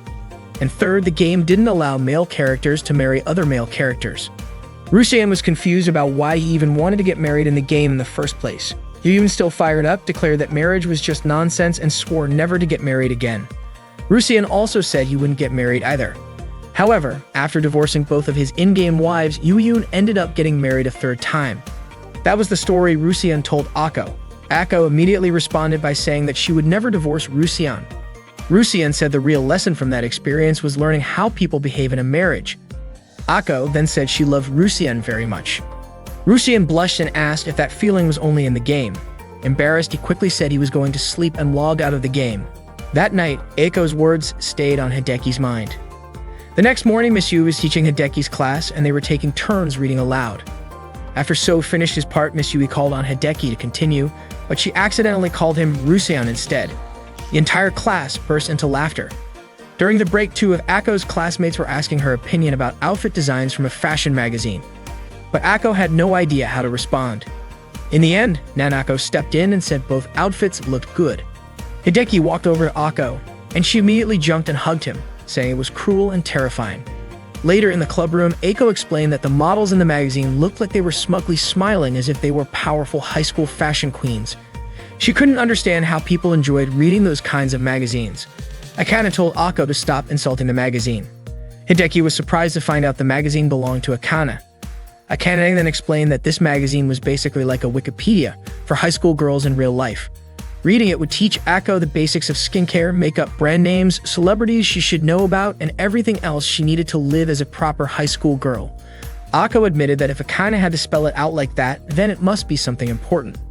Akane added that it was just like playing an online game. If you read the guidebook first, it would be much more helpful. But Ako preferred to just jump in and play without any guides. Akane said that playing blindly was outdated. The real world was now all about teamwork, and in the endgame, parties only recruited experienced players. Ako hated endgame content. Akane told her to just accept it. There was no choice but to live in the real world. Hideki asked Akane to stop being so harsh. Kyo entered the clubroom, apologizing for being late. She was surprised to see everyone looking down and asked what happened, but they all said it was nothing. Kyo laughed and said she completely understood how Ako felt. Akane then said she would talk to Nanako and ask her to be more considerate. Hideki suggested that they help Set complete a quest that day. Ako hesitated, asking if she really had to be with Set in the game. Akane reassured her that Aiko's level in Lei was much higher than Set's, so she had nothing to worry about. They played Lei together to complete a quest. Schwein easily defeated the wolf monster. It was no challenge for her. According to Apricot, it was just a beginner's job selection quest, so the enemy wasn't anything special to them. Hideki then told Set to go to the glowing object. When Set touched it, she received the power of the sacred beast and her appearance automatically changed. Schwein congratulated her on becoming a summoner, and all she had to do was choose her pet using her summoning skill. Without hesitation, Set picked a cute dog and named it Mouton. Schwein commented, "Isn't Mouton the name of your dog at home?" They gathered at their usual spot. Apricot praised Set's choice of the summoner job. Schwein mentioned that fighting by letting a pet attack the enemy from the front while she attacked from behind in super style. Set laughed, noting how drastically Schwein's in-game speech differed from Akane's way of talking at school. Schwein told her that she'd get used to it over time. She then asked if Set had checked the guide page that had been given to her. Set had read it, but she still didn't understand it. Whenever she had questions, she just asked Rusian. Akane was annoyed because things had gone so terribly. Set had triggered a trap and blown them all up, then charged straight at the boss, leading to the entire party getting wiped out. Schwein told Ako to take note, saying, "This is just like real life. This is what happens when you don't know what you're doing." Ako nodded, realizing she didn't want to end up like that.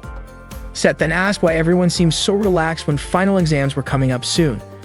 With that, Kyo decided to suspend club activities until the exams were over. The club room would be closed until the exams were finished, and she told everyone to study properly. Akane was surprised at how calm and composed Kyo seemed, but it turned out Kyo had always been a top student. Kyo also reminded them that once the exams were over, a long summer vacation awaited them. Akane and Hideki were curious if they would have any events during summer break, but Kyo simply said that they would definitely look forward to it. Ako then asked if she could still log into the game from home during exam season.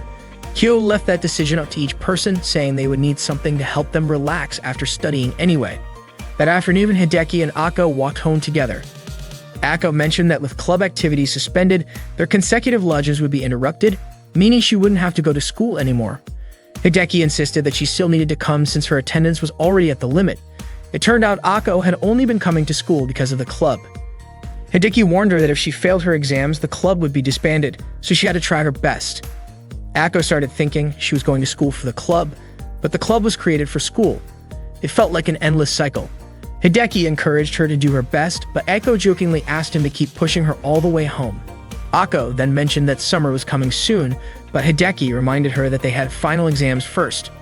He asked if she was ready, but Ako simply said that her dream was to become a housewife.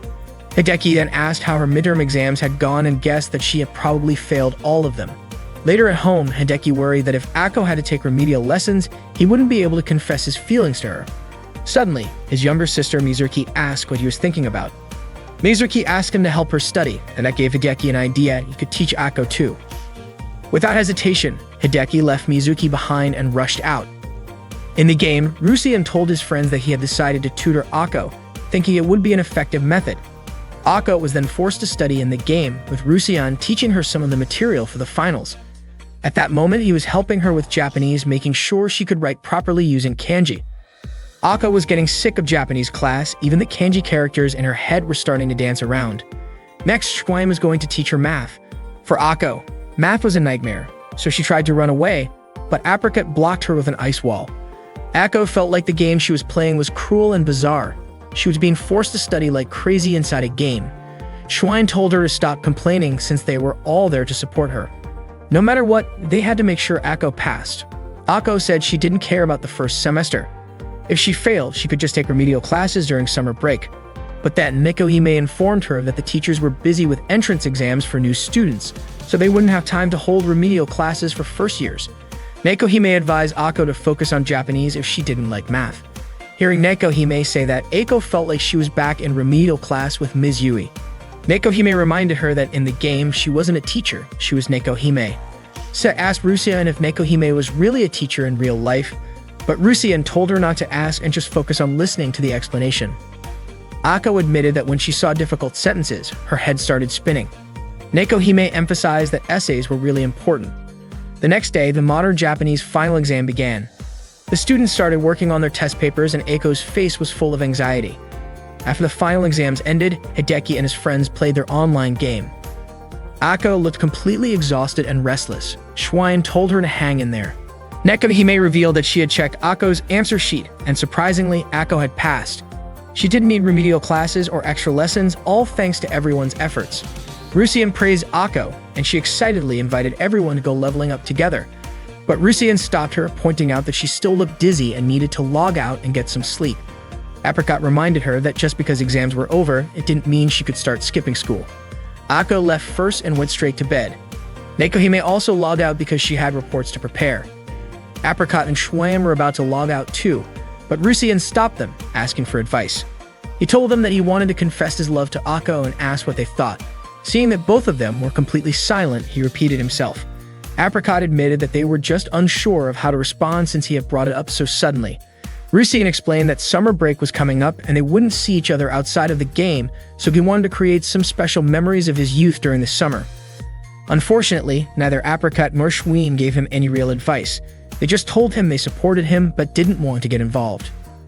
Frustrated, Rusien asked why they were being so heartless and what would happen to him if he got rejected. Schwein bluntly told him that if he was that worried about rejection, then maybe he shouldn't confess at all. Apricot, however, reassured him that judging by the situation, she didn't think Ako would reject him. Schwein then asked why he didn't just call her right now and confess over the phone, saying that Ako definitely wouldn't turn him down. But Rusien wanted to do it in person rather than over the phone. Plus, he had never confessed to a girl before. Curious, Rusien asked Apricot about her own romantic experiences, but she admitted she had never had a boyfriend. He then turned to Schwein, knowing that she had been confessed to before, but Schwein revealed that she had turned the guy down. She said that if Rusien needed advice on how to reject someone, she could help, but otherwise, none of them had any experience in love. Schwein then suggested that they should all put their heads together and figure out the best way to confess in a way that would make any girl happy to hear it. That day was the last day of school before summer vacation. As the student council president, Kyo gave a speech to the students marking the end of the school term. She expressed her hope that during summer break, all the students would continue to take pride in being students of Megasaki High School. In front of the class, Ms. Yu wished that summer vacation would be meaningful for everyone. As Hideki was chatting with his friends, Ako suddenly called out to him and invited him to the last club meeting before break. So teased Ako, saying that he would be lonely without being able to admire her beauty for an entire month. Surprisingly, Ako's response was quite blunt. While in the club room, Hyo announced that there would be no club activities during the summer break. However, the Alley Cat Guild would continue as usual. Hyo hoped that all the members would enjoy their time playing online games. She then announced that the online gaming club would be holding a camping trip that week. Hyo reminded them that what online gamers needed most was money to buy premium items, but more importantly, they needed to take care of their health. The camp would be held outdoors, so she asked everyone to prepare themselves accordingly. Miss Yubi also agreed to accompany them. Ako then told Hideki that according to the schedule, they would be going to the beach, so they would need swimsuits. On the way home, Hideki recalled Akane and Kyo's advice about confessing to Ako. Ako suddenly asked Hideki which swimsuit he liked best, specifically the school swimsuit. Ako believed that if she wore a school swimsuit, all the guys would go wild. Hideki quickly dismissed her assumption, telling her not to think that way because he preferred something more normal. Hideki then invited Ako to stop by the park for a moment. As they sat on a bench, Hideki turned his back to Ako, feeling nervous. He was secretly reading a piece of paper that Akane and Kyo had given him. The note from Kyo simply said, "Go all in." Meanwhile, the note from Akane advised him to set the mood, confess, and succeed. Hideki was taken aback by their straightforward advice. He then asked Ako how he should create a good atmosphere. But Ako simply replied that they were always in a good atmosphere since they were a couple. Summoning all his courage, Hideki finally asked Ako if she would officially be his girlfriend. However, Ako flatly refused. That day was the camping trip for the online gaming club members. Hideki still looked sleepy because he had stayed up late playing games the night before. He was surprised at how fresh Ms. Yui looked even though it wasn't even 6 in the morning yet. Ms. Yui explained that back in college, she was part of a wrestling club, so she was used to early morning training sessions.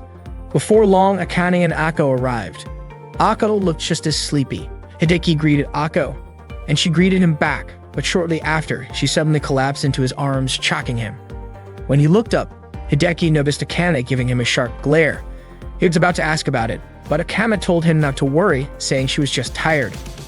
Once all the members had arrived, Kyo announced that the Modern Communication Through Gaming Club's summer camp would officially begin. The purpose of the camp was to strengthen the members' gaming skills, but there was one major rule: no internet connection for the entire day. This event was called One Day Without the Internet Camp. Upon hearing this, Ako immediately perked up in shock. During the trip, both Ako and Akane dozed off, with Ako resting her head on Hideki's shoulder. Meanwhile, Hideki kept thinking about the rule prohibiting internet access. Earlier, Akane had questioned Kyo about it, wondering if it was meant to make Ako realize that her in-game marriage status was different from real life. Kyo clarified that it wasn't the case. According to her, Ako had immersed herself in online gaming because she was exhausted from a life that didn't align with her. Rusien agreed with Kyo's statement. Kyo believed that if they flipped the situation, Ako would naturally want to return to a life where everything made sense to her. Akane agreed with the idea. Kyo further explained that by doing this, Ako could spend her summer vacation with all of them, enjoying her youth as a regular student, which included experiencing a proper love confession in the perfect setting. Kyo was confident that everything would go smoothly. Hideki then asked what exactly counted as a proper love confession in a perfect setting, perhaps while watching the sunset or gazing at the stars. Kyo told him that since they were going camping, all those elements would be present and the rest was up to him. Hideki realized that he needed to confess his feelings like a normal high schooler and get a normal response from her. He was suddenly taken aback when he noticed Ako drooling in her sleep. The journey was long and exhausting. When they finally arrived at the location, they were amazed by how grand the lodge was. Ms. Yui even asked how much it cost to rent the place. Hideki quickly told her not to ask students about rental prices. Ako commented that the lodge looked more like a hotel. Akane then asked Kyo what they would do after putting down their luggage, whether they would clean up or prepare the futons. Kyo replied that the staff would take care of that, and they would be arriving shortly. Hideki sighed in relief, but Ms. Yui pointed out that this wasn't how a real camping trip should be. She questioned whether cleaning up and preparing futons weren't supposed to be part of the experience. Hideki turned his gaze toward the beach. He could hardly believe it was a private beach. Not long after, Ako called out to Hideki and ran toward him. He turned around only to be surprised by Ako wearing a swimsuit. She apologized for making him wait so long. As Hideki stared at her, Ako started feeling a bit self-conscious. Hideki quickly apologized and asked where the others were. Ako told him they were still changing. She said she had come to him first because she thought he might feel lonely being by himself on the beach. Hideki continued to look at Ako, making her feel embarrassed. He reassured her that she didn't need to be so shy. Ako admitted that when she picked out the swimsuit, she thought it looked great, but now that she was actually wearing it, she couldn't help but feel flustered. Hideki told Ako that she was really cute and encouraged her to be proud of herself. Ako smiled at his words and thanked him. They gazed at each other, but suddenly, Akane shouted at having suspected that Ako would come to the beach first. Kyo's original plan was for all of them to appear at the same time in their swimsuits to make Hideki nosebleed and run to the restroom, but their plan failed. Hideki, however, said that he wouldn't react like that. Akane then told Ako to put on sunscreen, warning her that she would get sunburned if she didn't. Akane applied sunscreen on Ako, making Ako giggle because it tickled. Kyo then pointed out that Hideki hadn't applied any either and jokingly offered to put it on for him, but Hideki refused. Akane and Ako volunteered to help Kyo, and the three of them applied sunscreen all over Hideki's body, making him squirm from the ticklish sensation. Hideki felt like he had been violated by the three of them. Ms. Yui then arrived and invited everyone to get ready to play in the water. Hideki and Ako lay on floaties, Akane dove underwater, and Kyo swam. After having their fill, they returned to shore. Ms. Yui was surprised by how satisfied they looked even though it was still early in the day. She was also confused about why they weren't playing together. The group didn't understand what she meant. Hideki explained with an analogy. When a new map appears in an online game, they all enter it together, but once inside, they split up. The most important thing in a new map is to find out how much EXP can be earned for leveling up, whether there are rare items, and how high the death rate is. After exploring, they regroup and share the information they gathered. They do things individually at first, but always return to each other in the end. That was their pattern. Ms. Yu was surprised and asked if that was normal for their generation. Hideki wasn't sure, but for him and his friends, it was just the way things were. After saying that, Hideki started craving an online game session, but Kyo reminded him that the inn's internet access was restricted. Akane mentioned that she had enjoyed playing in the ocean and Ako was already eager to sleep in the lodge. Ms. Yuvi reminded them that they were still at the beach. She wondered why they weren't playing together and experiencing the youthful excitement of the moment. Ako admitted that she didn't enjoy things like that at all. Ms. Yuvi didn't care whether they liked it or not, whether they gave up, or whether they went anywhere at all. She insisted that they try and give it their best shot. Hideki countered, saying that if they tried a new game and didn't like it, it would simply stop playing it. Ms. Yu became frustrated and argued that the real world and the gaming world were completely different. She then firmly ordered them to do it as their club advisor. After that, they played beach volleyball together. Kyo's powerful smash sent Hideki falling into the sand, making Kyo and Akane burst into laughter. Once they had enough of volleyball, they moved on to the watermelon smashing game. Hideki was blindfolded and tasked with breaking the watermelon while the others guided him. To his surprise, he succeeded. Then they buried Akane in the sand and shaped her body to resemble a game character, laughing and having fun together. Time flew by as they enjoyed themselves until sunset. While Hideki was soaking in the hot spring, he suddenly realized that he needed to cherish his youth and confess his feelings to Ako. Just then, Ako opened the door to the hot spring and asked Hideki to join her for a soak. Hideki, completely naked, was shocked and instinctively stood up. Akane immediately pulled Ako away and quickly shut the door. Hideki couldn't believe that Ako had just seen him naked. That night, Kyo invited everyone to have a barbecue. Ako asked why the ingredients hadn't been prepared yet. She volunteered to handle it, and Akane also wanted to help, but Ako said there wasn't enough time. Akane felt insulted and thought Ako saw her as a nuisance. In the end, Ako cooked everything herself while the others just enjoyed the food to their heart's content. Hideki and Ako sat together, gazing at the beach. Hideki told Ako that he hadn't expected her to be such a good cook. Suddenly, Akane ran past them, swinging a sparkler like a sword.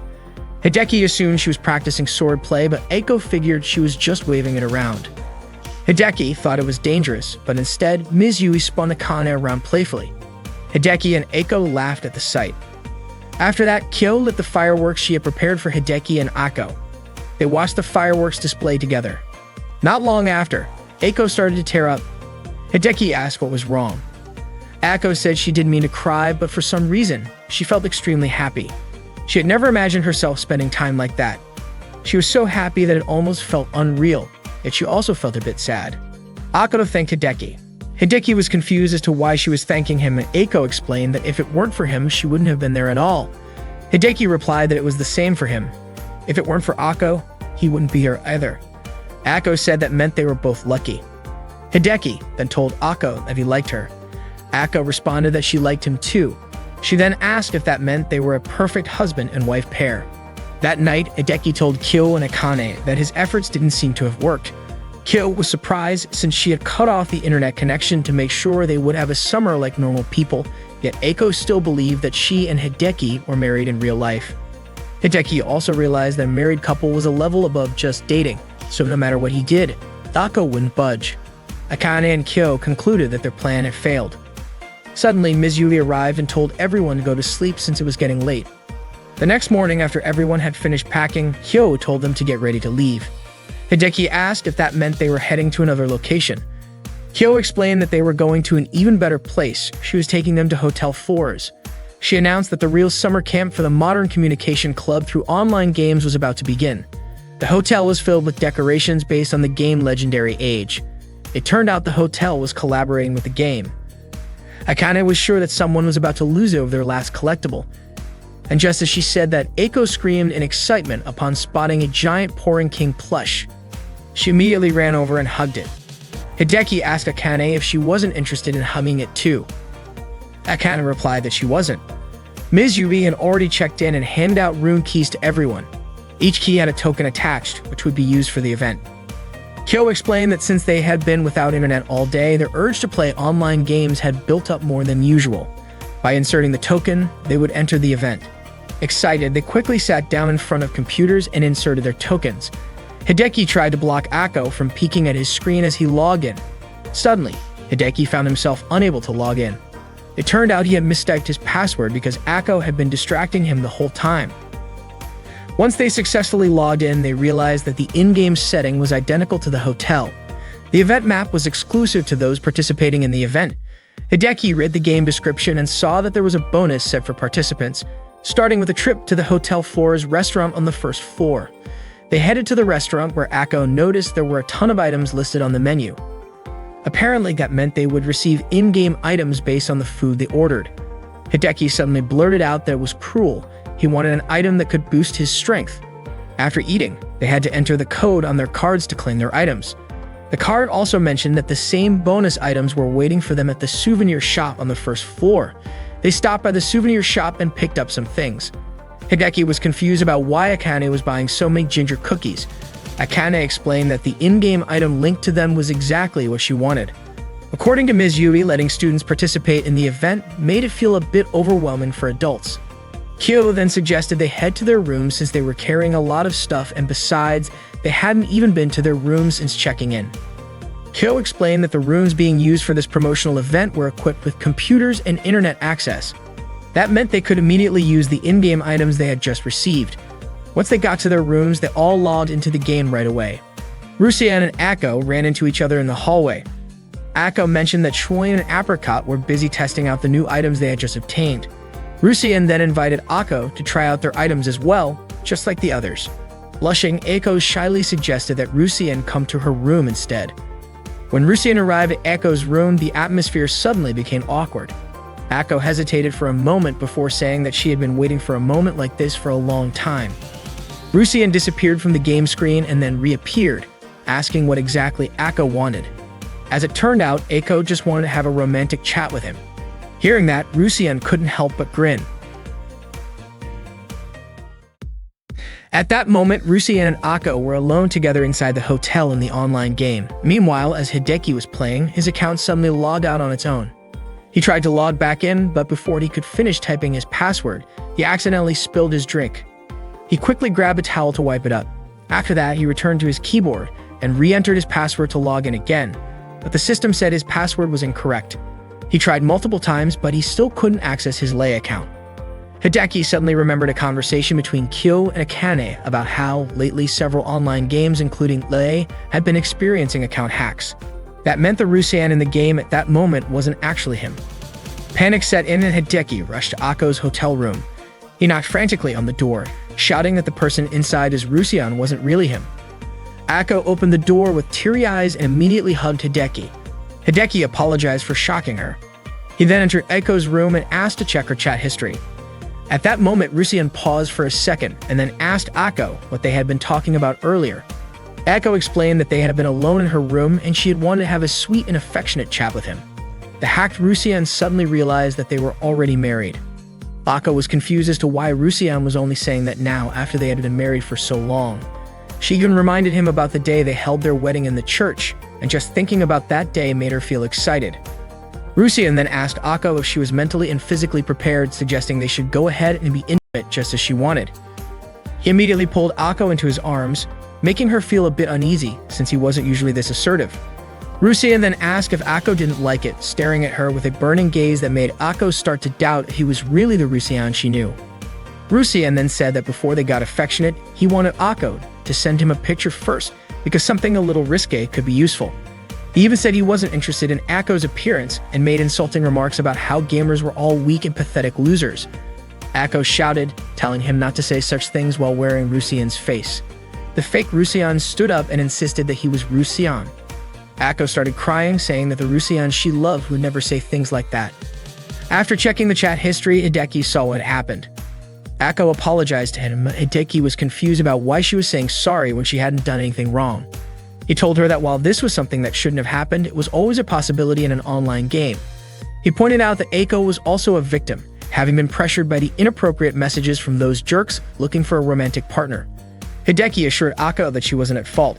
If anyone was to blame, it was him for being careless and letting this happen to her. Ako apologized again, but Hideki firmly told her it wasn't her fault. Ako admitted that she had called out to the person she thought was Rusian, even if just for a moment. Hideki then quickly reported the situation to the others. Kyo was shocked. Even though she had been cautious, it turned out that someone really did get hacked. Akane agreed that this was a serious problem. Kyo explained that when using a shared PC, they should all be more careful. She then apologized to Hideki, saying this was all her fault, but Hideki reassured her that it wasn't. Ms. Yui suggested contacting the hotel staff to report what had happened. Hideki mentioned that he had already reset his password and recovered his account. Kyo then asked if he knew how his password was stolen. Hideki suspected it happened when he logged in from the lobby PC. Kyo realized that the first time his password didn't work, it wasn't because of a typo. Akane didn't understand what that meant, so Hideki explained that the login page he accessed on the lobby PC was actually a fake login page designed to look like the real one. When he tried to log in, the page stole his ID and password before redirecting him to the real login page. Ms. Yui called it a classic scam. To show just how bad the hacker was, Hideki checked on his character and discovered that Rusian had been deleted. Hearing that, Ako's heart sank. Hideki calmed Ako down and told her that it didn't mean he had disappeared too. Ako said that Rusian was gone. Hideki assured her that he was Rusian, and while there was nothing he could do after his account was deleted, he could still create a new character. More importantly, he needed to retrieve the items that he wouldn't be able to obtain again. Hideki suspected that the hacker was aware of what he was doing, and as he tried to recover his items, some of them disappeared. Akane was surprised at how quickly the hacker acted. Hideki explained that he and the hacker were in a race against each other. Most likely, the hacker was selling his items, so Hideki was planning to buy back as many as he could. Akane was confused as to why Hideki would willingly give his money to the hacker. Hideki admitted that it was frustrating, but at the very least, he wanted to reclaim the items he had collected. Akane offered to check the shops and marketplaces, while Ms. Yui said she would gather people to help. Kyo then instructed everyone to return to the PCs in their rooms and immediately start searching for the stolen items. Ako asked Hideki what he was going to do, and he told her he was going to meet a friend who was well connected to consult with them about the situation. Rusian met with the Black Mage in the guild and told him about the hacker who had erased all of his equipment and deleted his character. He said it was terrifying. Rusian explained that he was using a backup character he had made before named Firashiki, but he preferred to be called Rusian since he was used to it. The Black Mage criticized Rusian for being careless, saying that people should protect themselves. He firmly believed that self-defense was fundamental in online games. Rusian admitted that he understood, and although it might be impolite to ask, he wanted the Black Mage's help in finding his stolen items. The Black Mage agreed. Rusian was surprised, but the Black Mage reminded him that they were both gamers. If a fellow player was in trouble, it was only natural to help. That was what it meant to be an online gamer. Meanwhile, Nekohime asked Claude to help her search for Rusian's stolen items. Claude ordered the entire elite guard force of Nekohime to carry out her request. The members of Nekohime's guard were enthusiastic, shouting Nekohime's name in unison. Nekohime was happy that they were all willing to help her. Apricot and Rusian went to several shops to check the items being sold. They found some of Rusian's stolen gear being sold there under the seller named Roundton. Rusian was certain that Roundton was the hacker who had stolen his account. Apricot took screenshots of the listings to send to the admin as evidence. Rusian said he had already taken pictures, but the hacker was selling the items at ridiculously high prices. Apricot offered to buy everything back for Rusian. Rusian told her she didn't have to go that far. However, Apricot insisted, saying that doing so would ease her own guilt. Hideki played the online game with Ako, and she informed him that a message had arrived. It was from Claude, a member of Nekohime's guard. He had found the ring that Ako had given to Rusian. Apparently, Claude obtained it after defeating a monster. It seemed that the ring had been discarded because it couldn't be sold, and a monster had picked it up. Hideki called it a small stroke of luck, while Ako said it was the power of their love at work. The next day at school, Ms. Yui told Hideki not to let the incident weigh too heavily on him. Kyo commented that the school felt really empty during summer vacation. Hideki thanked Kyo for staying with him and helping explain what had happened at school.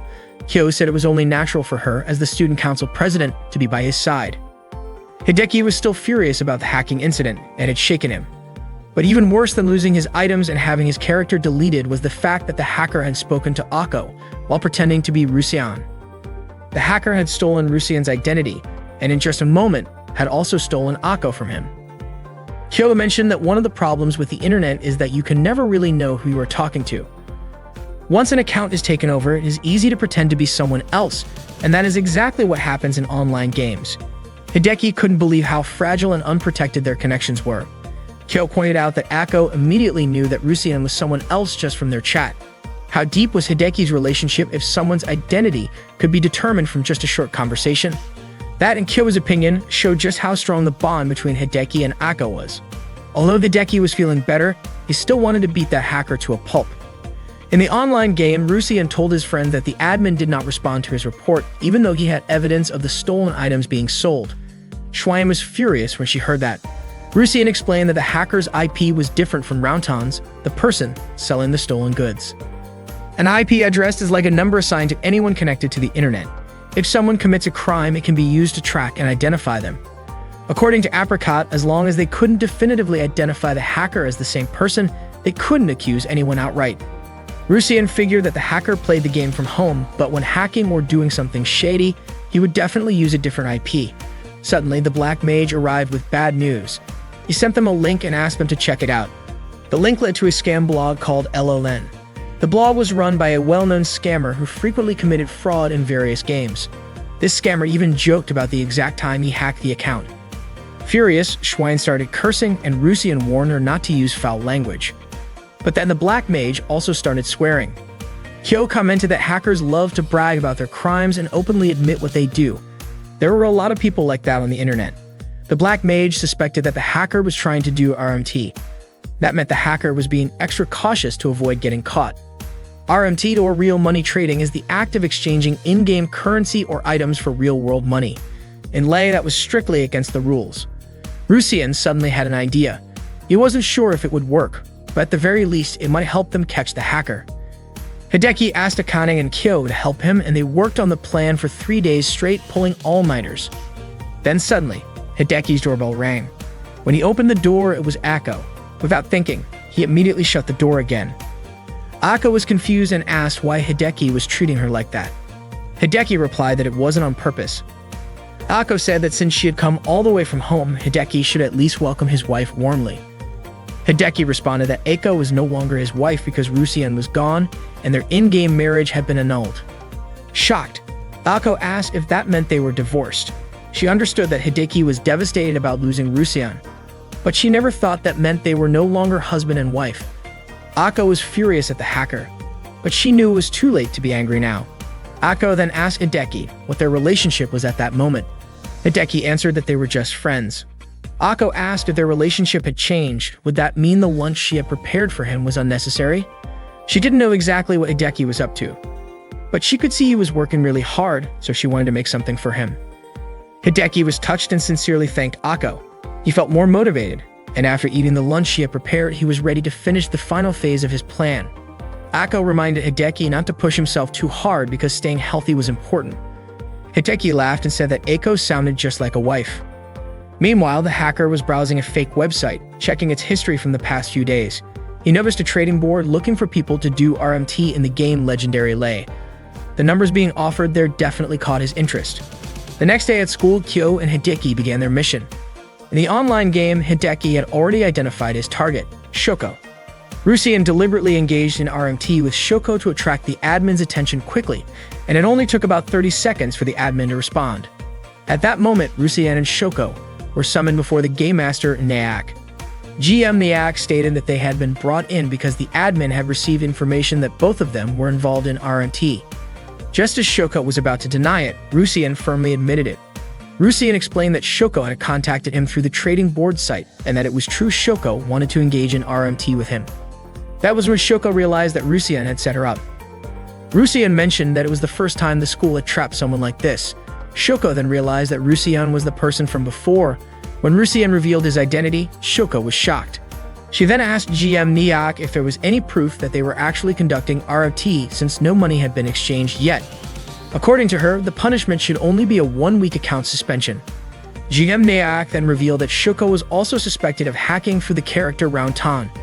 Shoko denied knowing Rounton, but GM Nayak explained that based on the IP address obtained from the trading board website, it was confirmed that Shoko had committed illegal access violations and would be fined. Shoko refused to be made the scapegoat and couldn't believe that such a shady website had managed to track her IP address and report it to the admins. Rusian stated that Shoko's assumption was exactly where she went wrong. He then revealed that the website in question had actually been created by him just 3 days ago. Shoko was confused because the site contained articles that appeared to be from a year ago.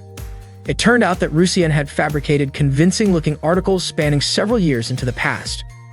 Shoko was stunned when she realized that Rusian had faked the entire website just to trap her. She called him an idiot for wasting so much time just to catch one person. However, Rusien responded that he could never forgive Shoko for making his wife cry. Ako then understood that the reason Hideki and the others had stayed up all night was to create the fake website. Kyo explained that the website was designed to lure the hacker into responding to an exchange request from home without realizing it was a trap. The hacker then appeared as Shoko to conduct the transaction. Hideki pointed out that whenever the hacker did something dangerous, he carefully used a different IP address, especially when hacking Hideki's account. Because of this, the admins took the right step in locking Rusien's new account for 3 days as a penalty for attempting RMT. Hideki admitted that he was fully prepared to accept the harsher punishment. Finally, Rusien's original account was restored. Ako was overjoyed as this meant that her husband, Rusien, had returned. Everything ended happily, but there was still one final thing left. Rusien and Ako got married again in a church, attended by all their online gaming friends. Rusien told Ako that when his account was hacked, he was shocked because their relationship had been stolen by the hacker. He promised that he would never let that happen again and wanted to be even closer to Ako than ever before. He then asked Ako if she could love him not just as Rusien in the game, but also as the real him in the real world, even if it was just a little. Ako responded that there was no way she could love him just a little because she already loved him with all her heart. That day, Kyo invited Akane, Ako, and Nanako to her house. When they arrived in front of Kyo's house, they were amazed by the sheer size of the building. They were surprised that someone actually lived in such a massive house in real life. Ako even felt like she didn't belong in a house like that. And she also wondered why they had to come there in the first place. Akane explained that it was all because Ako hadn't done her homework at all. Ako then suggested that they call Hideki too. However, they wouldn't be allowed to stay over if they brought Guy, which frustrated Ako. If Hideki wasn't coming, then why did they bring Nanako along? Akane told her that this was a chance for Ako to practice talking to other people about Hideki, and Nanako could be a good practice partner for her. Ako was confused about how practicing with the main boss would be any good. Akane said that Ako needed to learn from death and summon a zombie attack. Nanako then asked Ako to be friends with her, but Ako got nervous and wished that Hideki would help her.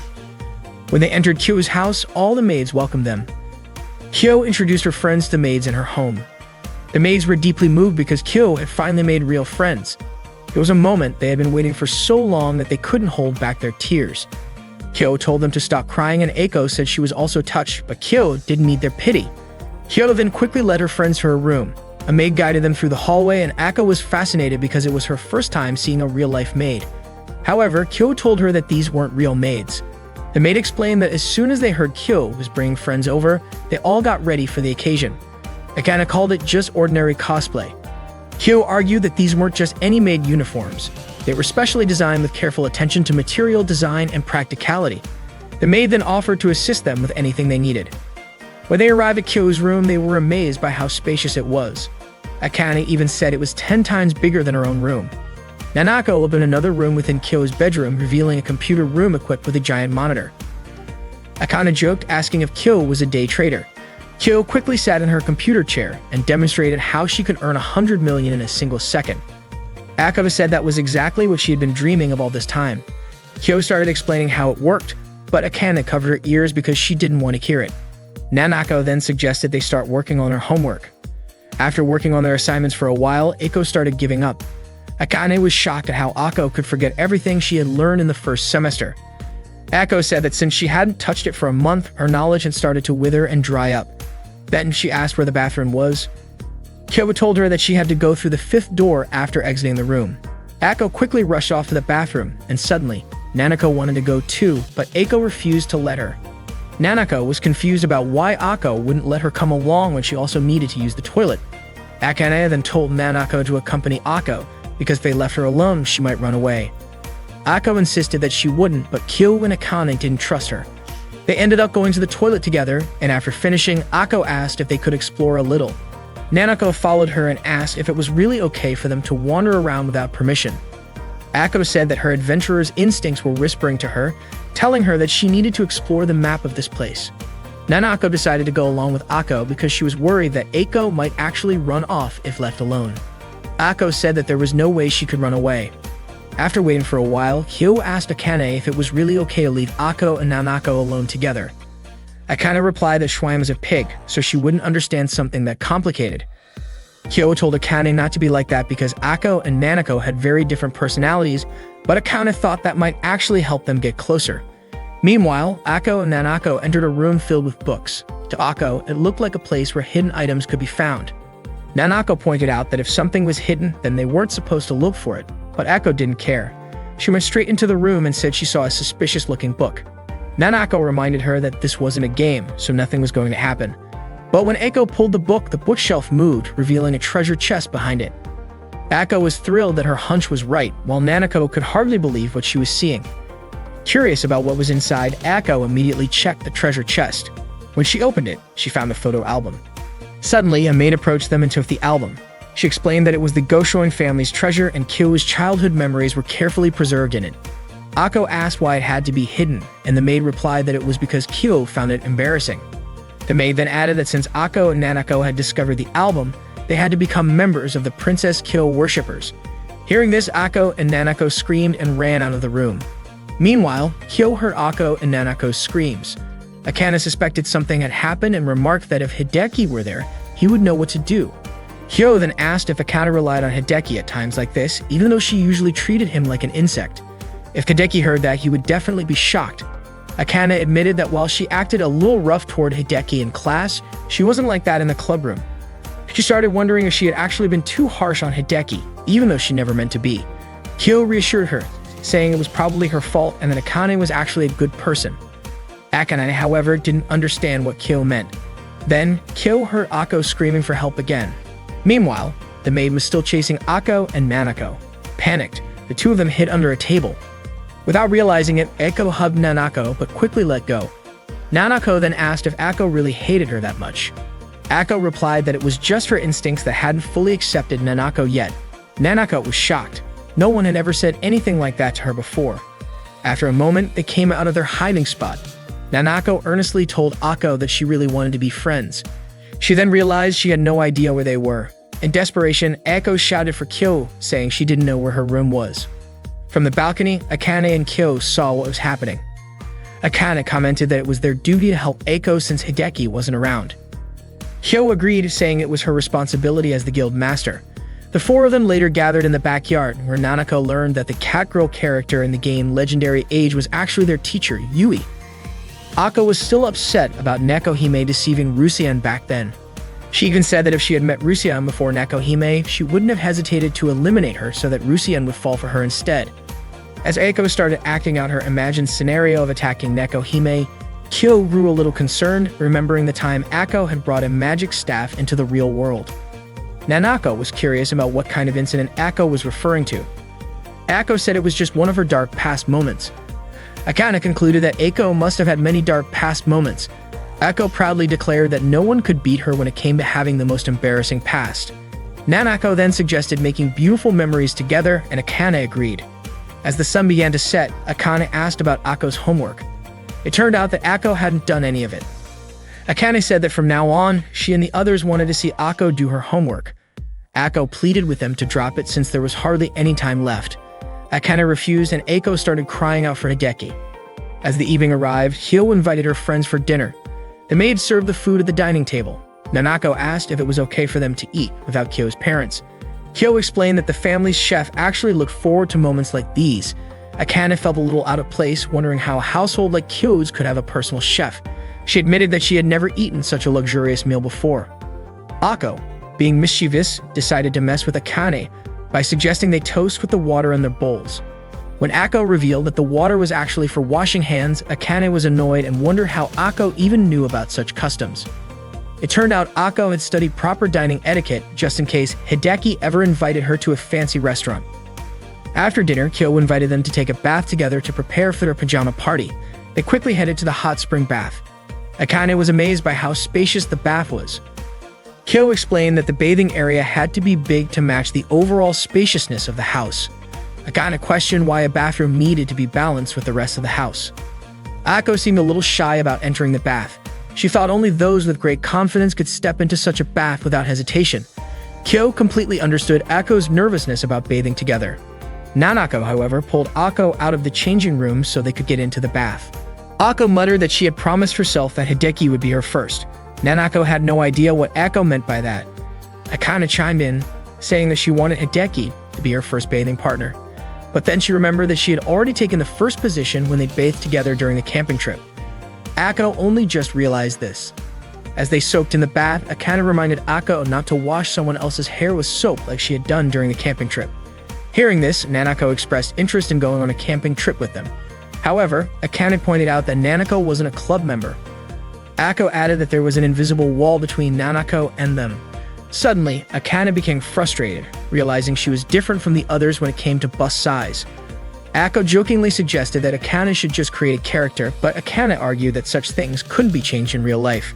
Kyo, however, disagreed, saying that with enough exercise, a healthy diet, and proper sleep, she could shape herself to be cuter. Akane bluntly told Akane that she had failed at making herself cute. Akane joked that she simply lacked the right materials to craft that item. After soaking in the bath, they helped each other wash up with soap and shampoo. While rinsing Eko's hair, Akane found it strange that a girl like Akane, who didn't take care of herself, had grown so much. Akane explained that she lived a soft, indulgent lifestyle, which made her body slightly squishy. Nanako commented that Eko's body was indeed soft and asked if she planned to go on a diet. Akane replied that as long as Hideki didn't dislike her, she had no interest in dieting. Akane pointed out that no one really knew what kind of body type Hideki preferred. He might actually like slimmer girls. Hearing this, Akane immediately grabbed her phone, determined to ask Hideki directly. She then announced that she was going to video call Hideki right then and there. Akane was completely dumbfounded by Akane's way of thinking. Akane insisted that she needed to let Hideki see them so he could decide which type of body he preferred. Kyo quickly stepped in, saying she wouldn't allow that to happen. But Akane begged them not to stop her, claiming that this was an important quest to determine Hideki's preference. Kyo and Akane tried to stop Akane because what she was doing could disrupt the harmony of the guild. Akane ran away as Akane and Kyo chased after her, trying to snatch her phone. Just as Akane managed to grab hold of Akane, Nanako called out to Akane, telling her to throw the phone to her. The moment Nanako caught the phone, she immediately ended the video call. Akane called her a traitor. Nanako explained that Hideki didn't even answer the video call. Akane said that if Hideki had picked up, it would have been a total disaster. Fortunately, Hideki was able to read the situation.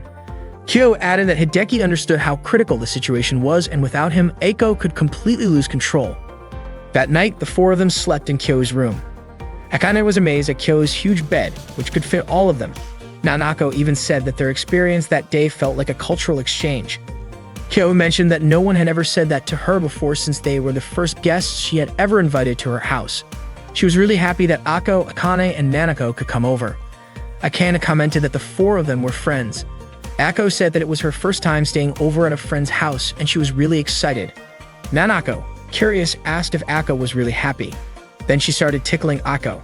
Nanako also asked why everyone kept calling her by her in-game username. Akane explained that it had just become a habit.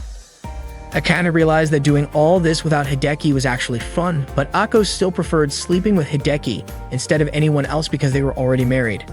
Nanako was baffled by Akane's mindset since their marriage was just in the game. She asked if Akane really considered marriage in the game the same as real-life marriage. Akane called it a terrifying question. Nanako was surprised that Kyo and Akane had never asked Akane that before. Kyo admitted that she was too scared to bring it up. She gave an analogy. If Nanako stared into a deep abyss, the abyss would stare back at her. But unfortunately, Nanako still didn't get it. Akane then told Nanako to imagine Akane and her were married, and as a married couple, they played Legendary Age together. Since there was an in-game marriage system that gave bonuses, Nanako suggested to Akane that they get married in the game. With that analogy, Akane asked what the three of them thought about it. Akane said it sounded weird. Kyo pointed out that since they were already married, there was no reason to get married again. Nanako then stated that she wouldn't want to marry anyone else because that would be considered cheating. Their responses to Akane's question ended up backfiring on them. Akane began to think that she kind of understood Akane's feelings. Nanako didn't want to think about it, but now she couldn't help it. Kyo started to realize that Akane was influencing them. Akane called them all mean, saying she was only giving an analogy. Akane accused Akane of brainwashing them. They all then realized just how much they actually needed Hideki. That night, they logged into their online game and met up with Rusian to complain about the predicament they were facing. That day, Rusian told his friends about his past experience when he used to join pickup parties. He and his party members once went to fight a dragon monster, but since they only had one healer, the healing rate couldn't keep up, and the entire party got wiped out. The healer Isana kept apologizing even though it wasn't really her fault. Rusian felt like he should have said that relying on just one healer was actually a bit troublesome. He'd hoped Isana wouldn't take it too seriously and quit the game. A few months later, Isana joined another pickup party. When the party leader asked if she was okay being the only healer, Isana said she was fine. Since things had gone badly before, Rusian took the initiative to say that having only one healer was tough, so he asked his party members to be more careful not to put too much pressure on Isana. After that, Isana sent in a private message thanking him. After hearing this story, Akko assumed that Rusian was just talking about his ex-girlfriend, but Rusian was actually trying to show that some people find it hard to ask for help when they need it. Akko started to understand. According to Rusian, when someone feels burdened, sometimes they need a bit of kindness from others to realize it and accept help. Rusian then asked if Akko understood what he was feeling. He mentioned that summer break was almost over and school was about to start again. He asked Akko to tell everyone that they weren't actually married but were just regular friends. Upon hearing that, Akko said Rusian was saying nonsense and brushed it off as a joke, even though Rusian was seriously asking for her help. That day was the first day of school after summer vacation. Hideki felt really hot in class. He commented on how tanned Sou's skin had become, to which So replied that Hideki's skin was still as pale as ever. Suddenly, Akane showed up and called Hideki, pulling him out of the classroom by the collar. Watching that scene, So commented that seeing Hideki getting choked by Akane like that really made it feel like school had started again. Hideki and Akane chatted by the stairs. Akane complained about how they couldn't just skip past the awkward small talk with classmates after summer break, something she compared to unskippable cutscenes in bad games. Hideki was surprised that this was what had been bothering her. Akane admitted she had no idea how she managed to act like a normal high school student in the first semester. She couldn't even remember. Nanako then arrived and greeted them. She asked if Akane and Hideki were dating since they were alone together. Hideki immediately asked her not to say things like that because if Akko heard, she might lock herself up. Akane clarified that they were just having a normal conversation. Nanako found it odd that if it was just a normal conversation, why not have it in the classroom? Annoyed, Akane snapped that it wasn't any of Nanako's business and called her a summoner who liked betraying her own teammates. Akane told Nanako she could only talk to her again if she abandoned her pet, Mutan, on the mountain. Nanako was confused about what was so bad about Mutan, saying that her cat was really well behaved. Akane argued that Mutan was a menace, running wild and dragging monsters right in front of them before instantly getting them all killed in the online game.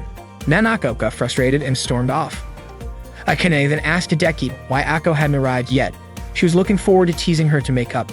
Just then, Hideki's phone rang. It was Akko calling. Akko asked why no one had logged in that day. Hideki couldn't believe she had completely forgotten that school had already started that morning. That day, Kyo gave a speech during the opening ceremony for the first day of school after summer break in the gymnasium. Akko arrived at school in the middle of the event. After the ceremony ended, she went to find Hideki. Hideki jokingly praised her method of skipping school by staying home and just calling him instead.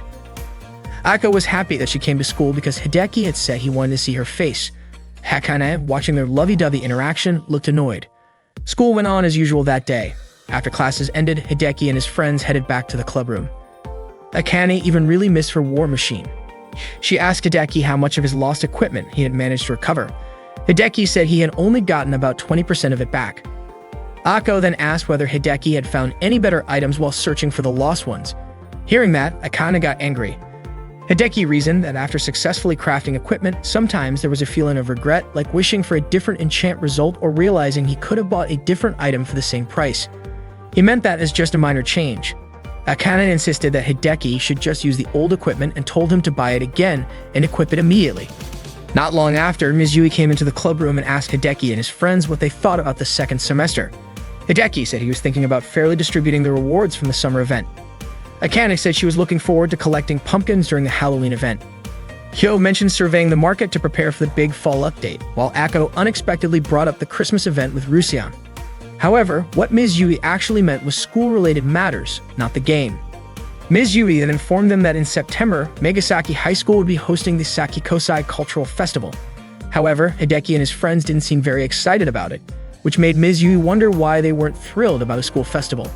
Kyo admitted that although it was a bit of a hassle, they couldn't ignore it. She also asked everyone to participate in the festival. Kyo wanted the online gaming club to showcase their achievements. Hideki jokingly said that the club's biggest achievement was getting Akko to attend school. Akane even added that their main attraction should just be Akko. Akko couldn't even imagine what that would be like. Akane concluded that the club members just needed to come up with another result to showcase. Kyo then suggested that they should stage a massive war, making their victory the club's official achievement. This large-scale war would be a massive guild battle, a weekly PvP event. Kyo stated that every club member would participate. Akko then asked how they would present it at the cultural festival. Kyo explained that the winner of the large-scale war would hold the castle for a week, with their guild emblem displayed prominently. She planned to use their school emblem as their guild's flag, so the online gaming club members would take a commemorative photo in front of it. That photo would then be used on their display panel. That evening, Hideki and Akko walked home together. Akko said she wasn't looking forward to the large-scale war they discussed earlier, especially since she wouldn't be able to win. Hideki then asked why she seemed so happy. Akko admitted that although she didn't enjoy attending school that semester, she was happy because she got to walk home with Hideki. Rusien then asked what Akko's class was planning for the cultural festival. Akko said that her class was setting up a food stand near the school that would serve delicious treats. That day, Rusien and Akko were asked to spar, but they just stood there staring at each other. Akko said she couldn't bring herself to hit Rusien. Akane told her it was just training, and Kyo even commented that staring at each other like a couple wasn't real practice. Rusien explained that his attack power wasn't strong enough to defeat Akko in a single hit, so he was trying to carefully lower her health with precise attacks. When Akko finally tried to strike Rusien, she was suddenly sent flying. Her attack had bounced back onto her. Rusien quickly told Akko to heal herself. Their sweet interaction made Schwein, Akane, sick, so she immediately charged at Rusien with her sword. Rusien quickly blocked her attack, and Akko immediately cast an extra damage healing spell on him. With a single attack, Rusien brought Schwein's health down to critical levels. Akane admitted that Rusien and Akko were way too strong. Rusien apologized, saying it had become a habit between them. After he stunned an opponent, he would always tell Akko to use extra damage. Rusien's stun skill was extremely powerful, but once used, it had a cooldown period before he could use it again.